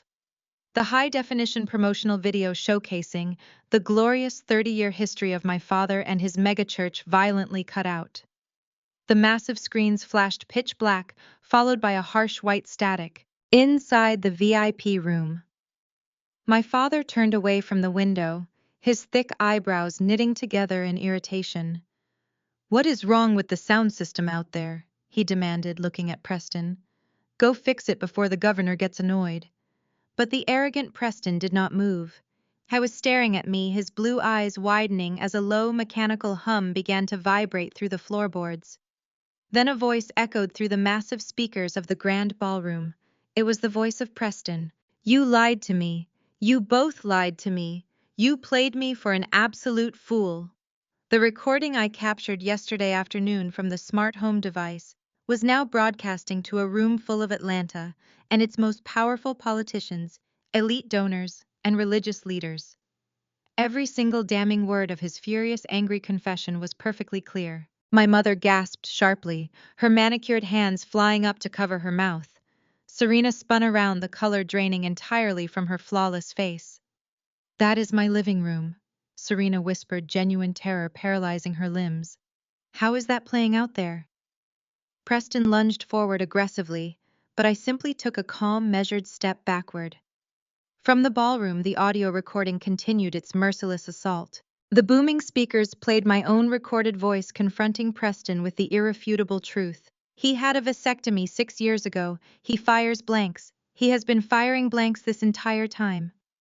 The incredibly heavy and thick mahogany doors of the VIP lounge could not possibly muffle the collective horrified gasp that erupted from the 1,000 guests sitting at their round banquet tables outside. My arrogant father leaned very heavily on his gold-headed cane, his chest heaving as the digital execution proceeded. The captivated elite audience was now forcibly listening to the hysterical, pathetic, sobbing confession of Serena. They heard my older sister, the pristine golden child of the church, admit to sleeping with the brother of Preston. They heard her confess to getting pregnant and using Marcus as a convenient scapegoat. They heard the horrifying truth about how they faked the death of my husband in a boating accident just to falsely claim a massive $5 million life insurance policy. "Turn it off!" Vivian screamed, lunging toward the conference table. "Zola, turn it off right now, you are ruining us." I did not move a single muscle. I watched my mother realize that her perfect fabricated empire was crumbling completely into dust. The recording did not stop. The devastating climax of the audio file blasted through the ballroom. The recorded voice of Preston roared across the silent, shocked crowd. I married you to get access to the wealthy congregation of your father. I put up with your insufferable, arrogant family so I could funnel my predatory investment schemes through your megachurch. The ugly, undeniable truth was finally and officially out. The elite donors and loyal congregation members sitting outside were realizing they had been completely scammed. Their beloved spiritual leader, Bishop Thomas, was actively running a massive money laundering front for a white-collar criminal. The pristine, flawless public image my parents worshipped far above their own daughter was now entirely and completely dead. My father dropped his cane. It clattered loudly against the marble floor. The donors, my father stammered, his booming voice reduced to a pathetic, breathy wheeze. The governor is out there. The press is out there. He turned sharply and scrambled toward the heavy double doors, absolutely desperate to do immediate damage control, desperate to somehow save his precious reputation. He violently grabbed the polished brass handles and yanked hard, but the doors did not budge. The private security guards Preston hired had locked us inside at the command of Preston to ensure I could not escape before signing the transfer papers. They were trapped inside a cage of their own making. Serena collapsed heavily onto one of the plush leather sofas, burying her ruined face in her hands, wailing loudly and uncontrollably. Her flawless facade was completely destroyed. She was officially exposed as a massive fraud, an adulterer, and a federal criminal in front of the entire city. Preston was completely unhinged. The cool, calculating investment banker was gone forever. His face was bright red, the thick veins in his neck bulging heavily against his silk collar. He vaulted across the mahogany conference table, scattering the unsigned transfer documents into the air. He charged at me like a cornered, rabid animal. He grabbed my wrist, crushing my bones. He yanked my arm up, staring wildly at the dark glass of my smartwatch. "Cut the feed!" Preston roared, spitting the words directly into my face. "Log into the system and cut the feed right now." I did not flinch. I did not try to pull my arm away. I looked dead into his terrified blue eyes, feeling an intense surge of pure joy. I gave him a terribly cold, utterly triumphant smile. "I cannot cut the feed, Preston," I said, my voice dripping with absolute victory. "It is live streaming." Preston released my wrist as if my skin had suddenly caught fire. He stumbled backward, his polished leather shoes slipping on the scattered transfer documents covering the marble floor. The sheer horror mutating his handsome features was a masterpiece I would remember for the rest of my life. He looked down at his trembling hands and then stared at the heavy mahogany doors, listening to the deafening silence radiating from the grand banquet hall outside. He knew thousands of people, including the most powerful politicians in the state, were watching his entire life unravel in real time. I raised my left wrist again and tapped the dark glass screen of my smartwatch a second time. I did not need to be standing on the main stage to orchestrate the destruction. The heavy bass of the audio recording playing out in the ballroom abruptly stopped. For a fleeting second, my family thought the technological nightmare was over. My mother let out a loud, pathetic gasp of relief. But the silence only lasted for 3 seconds. A sharp, rhythmic digital chime echoed through the massive speakers outside, signaling the initiation of the second phase. On the towering LED screens positioned behind the grand stage, the harsh white static vanished. It was replaced by a massive high-definition visual map. I had designed the graphics to be undeniably clear, ensuring that even the most technologically illiterate donor in that room could understand exactly how they were being robbed. A bright red line traced a path from a prominent life insurance provider directly to a holding account in the Bahamas. The screen displayed the exact date of the $5 million payout, a date that perfectly coincided with the faked death of Marcus. "No!" my father whispered, his voice cracking with absolute terror. "Zola, what are you showing them?" "I am showing them the truth, father," I replied, my voice echoing with lethal calm. "I am showing them how a righteous man of God washes dirty money." Out in the ballroom, the red line on the screens splintered into dozens of smaller, intricate pathways. The graphics tracked the money tumbling through complex offshore shell companies. The names of those shell companies flashed across the screens in bold, undeniable text. They were the exact same corporate entities registered to the investment firm owned by Preston. The crowd outside began to murmur. I could hear the collective shift from shocked silence to angry, escalating outrage. These were incredibly wealthy, highly influential people who did not tolerate being played for absolute fools. The final visual sequence locked into place on the massive screens. The tangled web of digital red lines converged, pointing directly to the Community Outreach Fund of the megachurch. The exact routing numbers, the signed deposit slips, and the undeniable financial ledgers were broadcasted for the entire city to witness. The elite donors sitting at their velvet-covered banquet tables were realizing in real time that their generous religious donations were being mingled with stolen insurance money. The mega-church they blindly supported was officially exposed as a massive, highly coordinated money laundering front for a predatory white-collar criminal. "You have destroyed my church!" My father roared, his face turning a dangerous, volatile shade of purple. He lunged toward the heavy mahogany doors of the VIP lounge, kicking the scattered legal papers out of his way.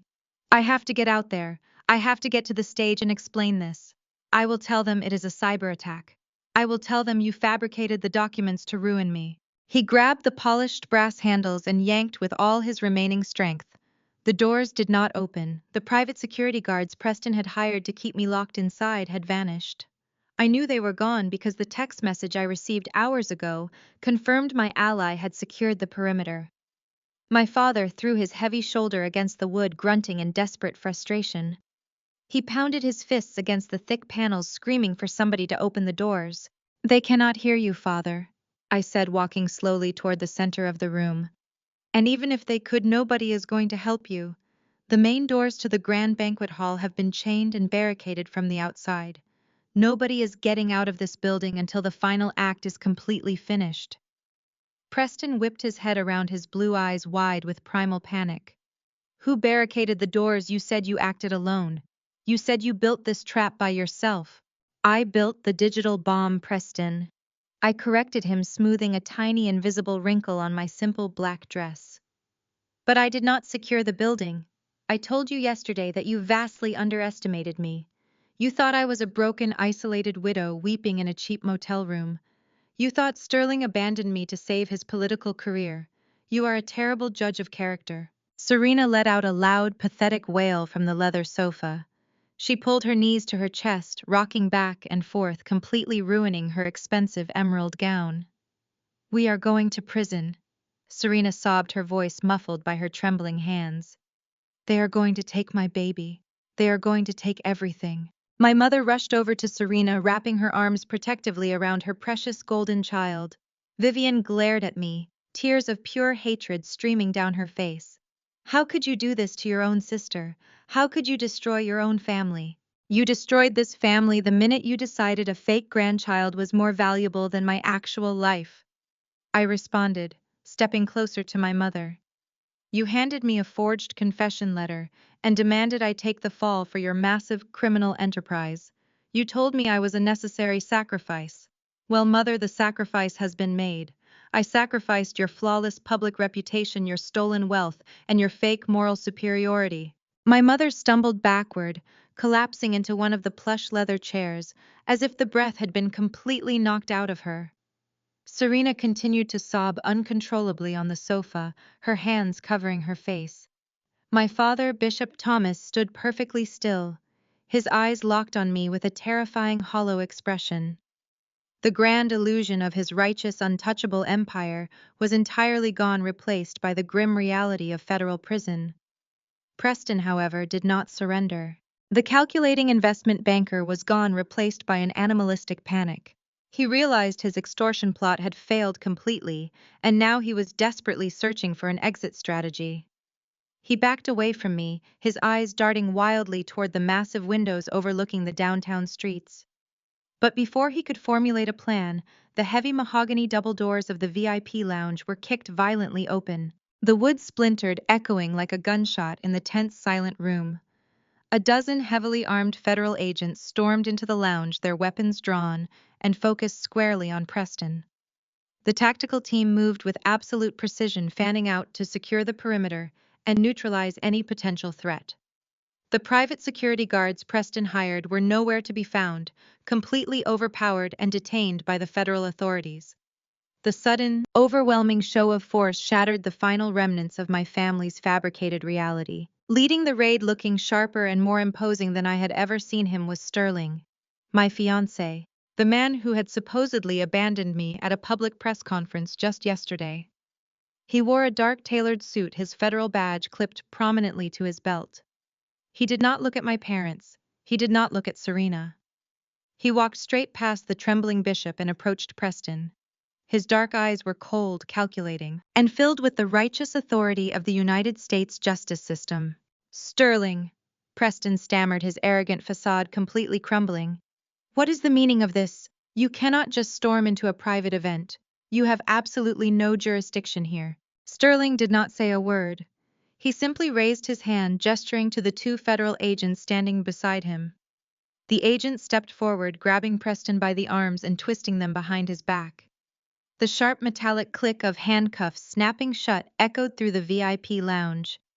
Preston struggled against their grip, his face turning a vibrant shade of crimson. "You have the right to remain silent," Sterling said, his voice calm and lethal, "though I sincerely doubt your massive ego will actually let you." My father finally found his voice, stepping forward with his hands raised in a desperate, placating gesture. "Sterling, please. There has been a terrible misunderstanding. This is a family matter. We can resolve this quietly without involving the authorities." Sterling turned to face Bishop Thomas. The respect he usually reserved for his elders was entirely absent. "This stopped being a family matter the second you conspired to launder $5 million through a tax-exempt religious institution, Bishop. You are under arrest for federal money laundering, conspiracy to commit wire fraud, and obstruction of justice." "No!" my mother screamed, jumping up from her chair. "Sterling, you cannot do this. We supported you. We were going to endorse your campaign. You love Zola. Do not destroy her family." "I am protecting her from her family, First Lady Vivian," Sterling replied coldly. "Your endorsement was a thinly veiled attempt to blackmail a federal prosecutor. That adds extortion to your rapidly growing list of federal charges." I watched the entire scene unfold with a profound sense of vindication. Sterling had never abandoned me. His highly publicized press conference yesterday, where he announced the indefinite postponement of our wedding, was a brilliant, necessary legal cover. As a prominent federal prosecutor, interacting publicly with me while I was actively entangled in a massive criminal conspiracy would have compromised the integrity of his undercover racketeer-influenced and corrupt Organizations Act investigation. He had to create the illusion of separation to protect the case he was meticulously building against Preston and the bishop. The anonymous text message I received early this morning confirming the package was secure came directly from Sterling's secure federal line. Preston thrashed against the agents holding him, glaring at me with pure, unadulterated hatred. "You set me up, Zola. You and your fake fiancé orchestrated this entire trap. You deliberately led me to believe I was in control." "I gave you exactly what you wanted, Preston," I replied, stepping closer to him. "I gave you a prominent public stage. I gave you the attention of the Atlanta elite. I just changed the script. You thought you were the mastermind playing my family like a chessboard. But you were just a common thief who got greedy, and now you are going to spend the next 20 years in a federal penitentiary." Serena slowly lowered her hands from her face, her tear-streaked makeup completely ruined. She looked at Preston, her husband and partner in crime, being hauled away in handcuffs. Then she looked at Sterling. "Sterling, please," Serena begged, her voice trembling. "Preston forced me into this. He manipulated me. I had absolutely no idea he was stealing the insurance money. I am innocent." Sterling pulled a thick white envelope from his suit jacket and handed it directly to Serena. She took it with shaking hands, staring at the official government seal. "That is a federal arrest warrant, Serena," Sterling stated, his voice completely devoid of any sympathy. "You are under arrest for insurance fraud and conspiracy. And before you attempt to blame everything on your husband, you should know that Marcus is currently safe in protective federal custody. He accepted a plea deal this morning.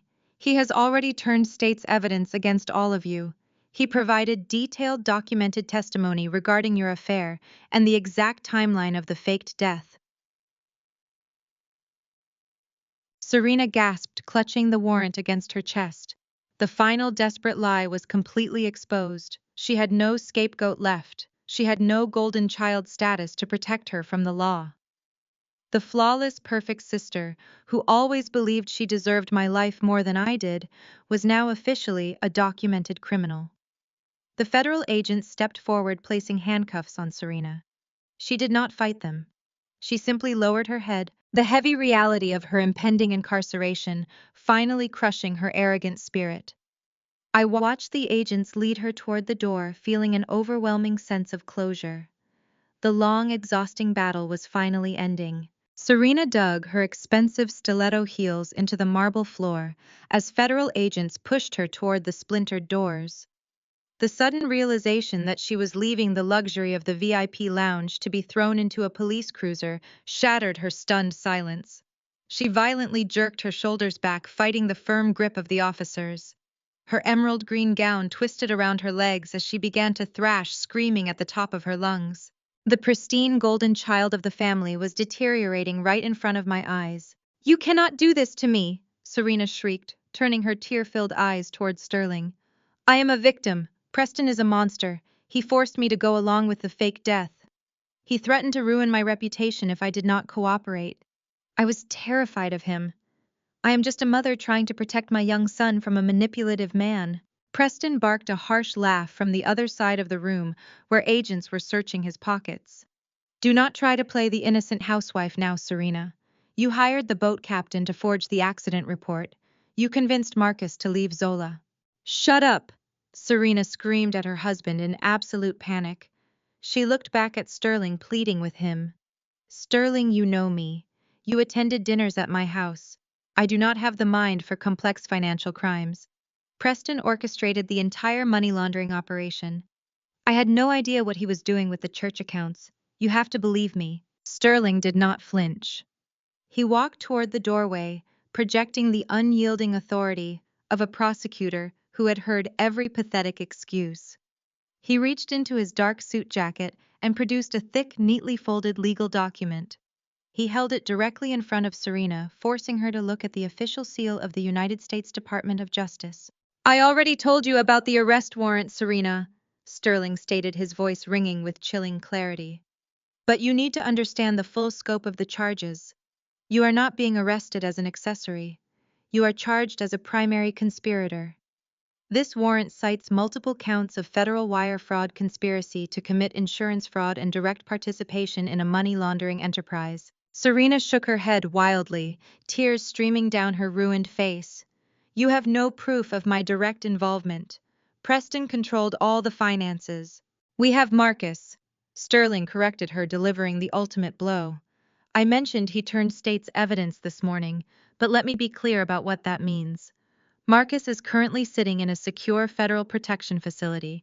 He spent the last 8 hours detailing every conversation you two had leading up to his disappearance. He provided the exact dates you met to plan the boating accident. He handed over the burner phones you used to communicate. He gave us the financial ledgers you personally kept to track the insurance money Preston washed through your father's church." My sister gasped, her knees buckling slightly. The federal agents held her up, gripping her arms firmly. The realization that her favorite pawn had turned the tables on her was physically destroying her. "Marcus was terrified of Preston," Sterling continued smoothly. "But he was even more terrified of taking the fall for your incredible greed. When Zola confronted him at the dive bar last night, he realized his life was in danger. He came to my office early this morning begging for a plea deal. He gave us everything we needed to secure these warrants. Your scapegoat is the star witness who will put you in a federal penitentiary for the next 20 years." Serena let out an agonizing wail. She slumped forward, completely devoid of any remaining fight. The federal agents guided her out the broken doors, leading her down the opulent corridor toward the waiting police vehicles outside. I watched her disappear, feeling a profound, deeply satisfying sense of justice. The woman who tormented me for my entire life, who stole my husband and mocked my ambition, was finally facing the severe consequences of her own horrific actions. With Serena and Preston officially removed from the room, the suffocating tension in the VIP lounge shifted entirely to my parents. Bishop Thomas was leaning heavily against the conference table, his chest heaving as he struggled to breathe. First Lady Vivian was trembling violently, her eyes darting between me and the remaining federal agents securing the room. She watched her golden child get dragged away in handcuffs, and the harsh reality of her impending doom finally crashed down upon her. Vivian stumbled forward, her expensive silk gown swishing against the marble floor. She dropped heavily to her knees right in front of me. The proud matriarch of the Atlanta elite was now kneeling at the feet of the daughter she had continuously despised. She reached out with shaking hands, grabbing the fabric of my simple black dress. "Zola, please!" Vivian sobbed, her voice cracking with raw desperation. "You have to stop this. Tell the agents it is a massive misunderstanding. Tell them we were just trying to protect the family. You cannot let them take your father and me away. We will lose the church. We will lose everything we have ever built. I am begging you, Zola, please save us." I looked down at the woman kneeling on the floor. I did not feel a single ounce of pity. I remembered the sharp sting of her hand slapping my face just yesterday. I remembered the forged confession letter she tried to force me to sign. I gently pulled my dress out of her desperate, grasping hands. I stared directly into her tear-filled eyes, my voice steady and completely cold. "I thought failures did not belong in this family, Mother," I said, a slow, very triumphant smile touching my lips as I looked down at her. "Just look at you now, completely destroyed." Vivian let out a hollow, agonizing gasp. Two officers stepped forward, gripping my mother by her arms and hauling her upright. The heavy silver handcuffs clicked shut around her wrists, binding her hands over the expensive silk of her designer gown. She looked utterly broken, a shattered monarch stripped of her crown. Bishop Thomas stood frozen by the mahogany conference table, watching the swift, merciless dismantling of his entire world. He straightened his back, attempting to summon the towering righteous authority he wielded every Sunday from his pulpit. He raised his chin and glared at the arresting officers. He demanded they unhand his wife, claiming federal overreach and threatening to call the governor. The agents ignored his booming voice completely. A tall, broad-shouldered agent grabbed the bishop, spun him around, and slammed his hands behind his back. The gold-headed cane slipped from my father's grasp, clattering loudly across the floor and rolling away into a dark corner. The mighty spiritual leader of Atlanta was now just another white-collar criminal in cuffs. I stood silently and watched the spectacle unfold before my eyes. It was a perfectly executed and highly satisfying conclusion. Sterling gave a sharp nod to his tactical team. The agents moved in unison, physically guiding my entire family out of the ruined VIP lounge. I followed closely behind them, stepping through the splintered doorway and walking back into the grand banquet hall. The scene awaiting us was a masterpiece of absolute devastation. The massive ballroom was now a silent, horrified cavern. On the towering screens behind the main stage, the visual map of the offshore bank accounts was still glowing brightly, serving as an undeniable digital tombstone for the church. The barricades on the main doors had been removed by federal authorities, but not a single guest had left. Thousands of Atlanta's most powerful politicians, elite donors, and devoted church elders stood frozen around their velvet-covered tables. They watched in sheer, unadulterated disgust as their beloved spiritual leaders were paraded through the center aisle in federal handcuffs. The silence in the ballroom shattered the second my father stepped into the light. A low, furious murmur rippled through the massive crowd, escalating rapidly into shouts of absolute outrage. I walked a few paces behind the federal escort, listening to the bitter, vindicated whispers of the congregation. They were finally seeing the ugly truth I had known my entire life. The Thomas family dynasty was never built on faith or divine favor. It was a vicious, calculated empire built on lies, systemic nepotism, and the ruthless exploitation of their own followers. For decades, my parents used their immense religious influence to shield Serena from any consequences, burying her scandals while parading her around as the perfect, pristine heir. They funded her lavish lifestyle by draining church resources and ultimately stealing my trust fund, all while branding me the unlovable, defective daughter, because I refused to be a compliant pawn in their grand performance. Now, the magnificent facade was burning to ashes right in front of the people they had swindled. A prominent city councilman spat at Preston's feet as the investment banker was dragged past his table. Several elderly choir members wept openly, realizing their meager, hard-earned tithes had been funneled directly into offshore shell companies to finance Serena's illicit affairs and Preston's predatory financial schemes. My father kept his head bowed, unable to meet the furious, betrayed eyes of the flock he had so proudly deceived. Vivian tried to hide her face behind her disheveled hair, weeping pathetically as the cameras of wealthy socialites flashed all around us, documenting her monumental disgrace. We reached the grand lobby of the luxury hotel. The flashing red and blue lights of dozens of federal vehicles and local police cruisers illuminated the revolving glass doors. Sterling had coordinated the raid with absolute precision, ensuring the media arrived at the exact right moment. The agents pushed through the main doors, dragging my family out into the warm, humid Atlanta night.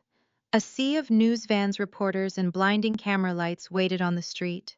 Microphones were shoved into my father's face. Reporters screamed questions about the money laundering operation, the fake death of my husband, and the insurance fraud. My father did not say a word. He was shoved unceremoniously into the back of a heavily armored federal transport vehicle. Vivian was loaded into a separate cruiser, her sobbing muffled by the thick bulletproof glass.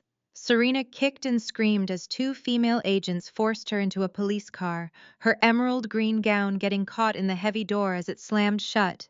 The entire Golden family was neatly packaged for the federal penitentiary. Sterling stood by the curb, directing his agents and securing the crime scene. I stood on the top step of the hotel entrance, watching the chaotic, beautiful destruction of the people who tried to ruin me. Preston was the last to be loaded into a transport vehicle. The federal agents pushed him toward a sleek black cruiser parked directly in front of the hotel steps. Before the officer could push his head down to clear the doorframe, Preston stopped. He turned his head and glared up at me. The arrogant, cutthroat investment banker looked like a caged animal. His blue eyes burned with a mixture of sheer panic and absolute lethal hatred. He knew he had lost his freedom, his stolen wealth, and his pristine reputation. I looked down at him, my expression perfectly calm and totally victorious. I reached into the pocket of my black dress and pulled out the thick stack of corporate transfer papers he had tried to force me to sign in the VIP lounge. I held the documents up high so he could see them clearly through the blinding flashes of the press cameras. I looked right into his furious eyes, gripped the heavy stack of paper with both hands, and slowly, deliberately ripped the entire contract in half. The shredded pieces of the corporate transfer agreement fluttered to the damp asphalt, like dirty snow, marking the absolute end of Preston's pathetic reign. 6 grueling weeks passed before I saw those faces again. The humid electric atmosphere of the Atlanta night had been completely replaced by the sterile, freezing climate of the federal courthouse. I sat quietly in the witness stand, smoothing the skirt of my tailored navy suit. Across the vast mahogany expanse of the courtroom, my former family sat lined up at the defense tables. They traded their designer gowns and custom tuxedos for drab, mandated court attire. They looked small, fragile, and utterly terrified. The trial was the most highly publicized legal event in the history of the state. News vans surrounded the building, and the public gallery was packed with journalists waiting for the final act of this incredible tragedy. Preston hired the most expensive, aggressive defense attorneys money could buy. They paced the courtroom floor like hungry sharks, doing everything in their immense power to discredit me. His lead counsel slammed his fist against the podium, painting a vivid picture of me as a bitter, deeply unhinged widow, acting purely on blind vengeance. He suggested my digital evidence was entirely fabricated, a malicious cyber attack designed to frame an innocent investment banker simply because I was jealous of my older sister's picturesque marriage. He interrogated me for hours, trying to force me to crack under the immense pressure. I did not raise my voice. I did not let them see a single ounce of the lingering pain. I simply answered their ferocious questions with cold precision. I directed the jury to the massive monitors installed in the courtroom, walking them step by step through the irrefutable offshore routing numbers. I explained exactly how I built the shadow backdoor into my medical technology company, I detailed how I bypassed the frozen security protocols to trace the stolen money. I showed the federal judge the precise timestamps linking the exact moment the $5 million life insurance payout entered the holding accounts in the Bahamas to the exact microtransactions washing through the community outreach fund of the megachurch. Preston's high-priced lawyers tried to object, scrambling desperately to suppress the data. But the financial back-end architecture I provided was absolutely bulletproof. The federal forensic accountants had already corroborated every single line of code, every encrypted transaction, and every audio file I submitted. The defense narrative completely shattered against a solid brick wall of undeniable digital evidence. Preston slouched heavily in his leather chair, his arrogant blue eyes staring blankly at the polished floor. He had lost the game. The true spectacle, however, did not come from the complex financial data. The absolute destruction came from within their own ranks. Desperate to avoid a lengthy prison sentence and terrified of losing custody of her son Serena, struck a comprehensive plea deal with the prosecution. The pristine golden child of the family took the witness stand and immediately turned against everyone.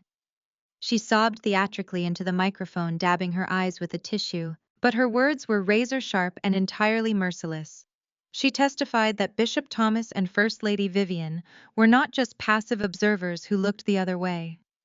She explicitly detailed how our parents actively orchestrated the money laundering scheme from the very beginning. She confessed they demanded a massive 30% cut of Preston's illicit funds to finance their lavish lifestyle, purchase luxury vehicles, and maintain their flawless public image. My mother erupted from her seat at the defense table. She screamed at the top of her lungs, pointing a trembling finger at Serena, calling her a traitorous, ungrateful liar. The federal judge pounded his wooden gavel, threatening to hold Vivian in contempt of court and demanding order in his room, but the damage was permanently done. My father desperately attempted to testify next, throwing both Serena and Preston under the bus in a pathetic bid for sympathy. He claimed he was a pious, innocent man of God, heavily manipulated by a predatory son-in-law and a deceitful daughter. He swore he had no idea the church donations were tainted by insurance fraud. They viciously tore each other to pieces in front of a packed gallery of reporters, former congregation members, and completely stunned political allies. The unified family dynasty imploded, spectacularly reduced to desperate animals. When the incredibly lengthy trial finally concluded, the jury did not even deliberate for a full day. The mountain of digital evidence combined with the vicious cross-testimonies of the defendants made the verdict glaringly obvious. The jury foreperson stood up and delivered a resounding unanimous guilty on all counts. The federal judge, a stern man with zero tolerance for white-collar corruption, handed down the maximum allowable sentences. Preston received 25 years in a maximum security federal penitentiary without the possibility of early parole. Bishop Thomas and First Lady Vivian were sentenced to 15 years each. Their beloved megachurch instantly dissolved and all its fraudulent assets permanently seized by the United States government. Serena, despite her cooperation, received a 10-year sentence for her direct role in the insurance fraud and conspiracy. The courtroom remained entirely silent as the bailiffs placed them in heavy iron shackles. I watched them being led away in chains, feeling an overwhelming sense of profound and absolute closure. The heavy, suffocating weight I had carried alone for 3 long years finally evaporated into nothing. After the dramatic, highly emotional sentencing concluded, the federal judge called me directly to the bench. He slowly signed one final, highly specific legal document. It was the official legal annulment of my marriage to Marcus.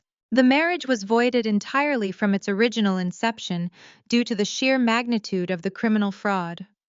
My good name, my hard-earned personal assets, and my highly successful medical technology company were completely and legally cleared of any remaining ties to my deeply toxic family. With the judge's final signature drying on the crisp white paper, I walked out of the heavy doors of the federal courthouse and breathed in the warm Atlanta air as a truly free woman.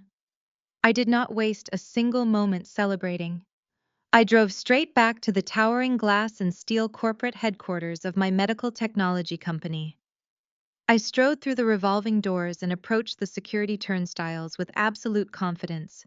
I pulled my blue corporate badge from my tailored suit jacket and tapped it firmly against the scanner. A bright green light flashed, accompanied by a pleasant, welcoming electronic chime. Access granted immediately. I rode the executive elevator up to the top floor and walked directly into the main boardroom. Richard and Diane, the two spineless board members who had cowardly sided with Preston and labeled me a hallucinating madwoman, were sitting at the mahogany table. They stood up quickly, their faces pale, aging, and slick with nervous sweat. They tried to apologize, stammering pathetic excuses about being manipulated by my father's religious authority.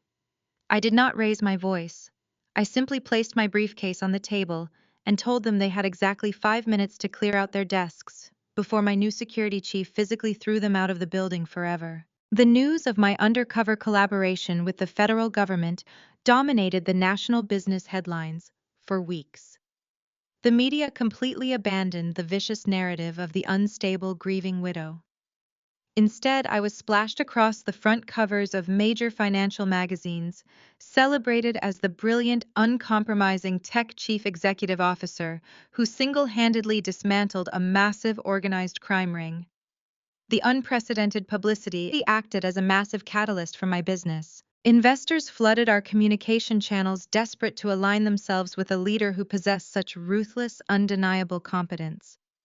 Within 3 months of the trial's conclusion, our corporate valuation skyrocketed past the billion-dollar mark. My proprietary software algorithms were integrated into hospital networks nationwide, saving countless lives while solidifying my absolute financial independence. I had reclaimed my entire empire, ensuring that nobody would ever possess the leverage to threaten my livelihood or my sanity again. 8 months after watching my toxic family hauled away in federal chains, I stood barefoot on the pristine white sands of a secluded coastline in the Maldives. The blistering, suffocating heat of Atlanta and the suffocating expectations of its high society elite were thousands of miles away. There were no towering stained glass windows, no massive megachurch choirs, and absolutely no fake opportunistic relatives pretending to care about my happiness. The only sounds echoing around me were the rhythmic, soothing crashes of the crystal-clear ocean waves and the gentle rustling of the warm tropical breeze. The setting was intentionally simple, stripped of all the pretentious, fabricated glamour my parents had always worshipped.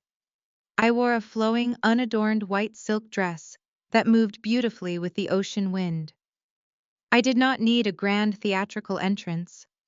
I simply walked down the sunlit beach, feeling the soft, warm sand beneath my feet, moving steadily toward the man who had risked his entire career and his life to protect my truth. Sterling stood waiting for me near the edge of the water.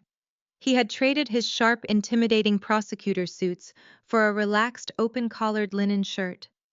When his dark eyes locked onto mine, they radiated a profound, unwavering love that required no public audience to validate it.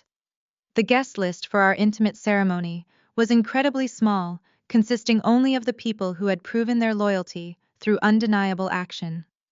My brilliant personal attorney stood smiling in the front row. The loyal software developers who had helped me compile the shadow data were laughing together near the shoreline. A few of Sterling's closest federal colleagues, the agents who had kicked down the doors of the VIP lounge to save me, clapped softly as I approached the altar.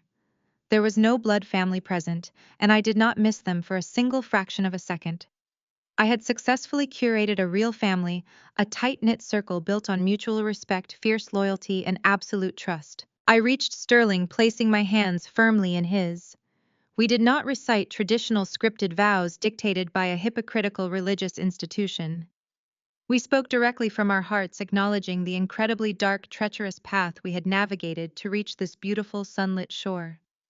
Sterling promised to be my steadfast partner, vowing to always stand beside me against any threat, whether it came from the corporate boardroom or the shadows of my past. I promised to never again minimize my strength to accommodate the fragile egos of others, vowing to build a future defined entirely by our shared, uncompromising truth. The ocean breeze carried our words out across the water, sealing a bond that had been forged in the absolute hottest fires of betrayal and survival. Sterling reached into his right pocket and produced a simple, elegant platinum band. It looked and felt entirely different from the heavy, suffocating diamond Marcus gave me. Sterling slid the cool metal onto my ring finger. It fit perfectly, locking into place with a sense of ultimate, undeniable permanence. I turned my head slowly, looking out across the vast expanse of the sparkling blue ocean. I thought about the cold, damp cemetery back in Atlanta. I thought about the exact moment the little boy approached me, shattering my fabricated grief and plunging me into a nightmare of extortion and deceit. My family dug a deep, dark grave for me, fully expecting me to quietly lay down and die inside it so they could thrive. But I did not just survive their treacherous graveyard. I systematically dismantled their entire fraudulent empire and ruthlessly buried every single person who tried to put me in it. I smiled, turning my face up toward the warm tropical sun, finally savoring the brilliant, intoxicating, and everlasting taste of the ultimate sweet revenge.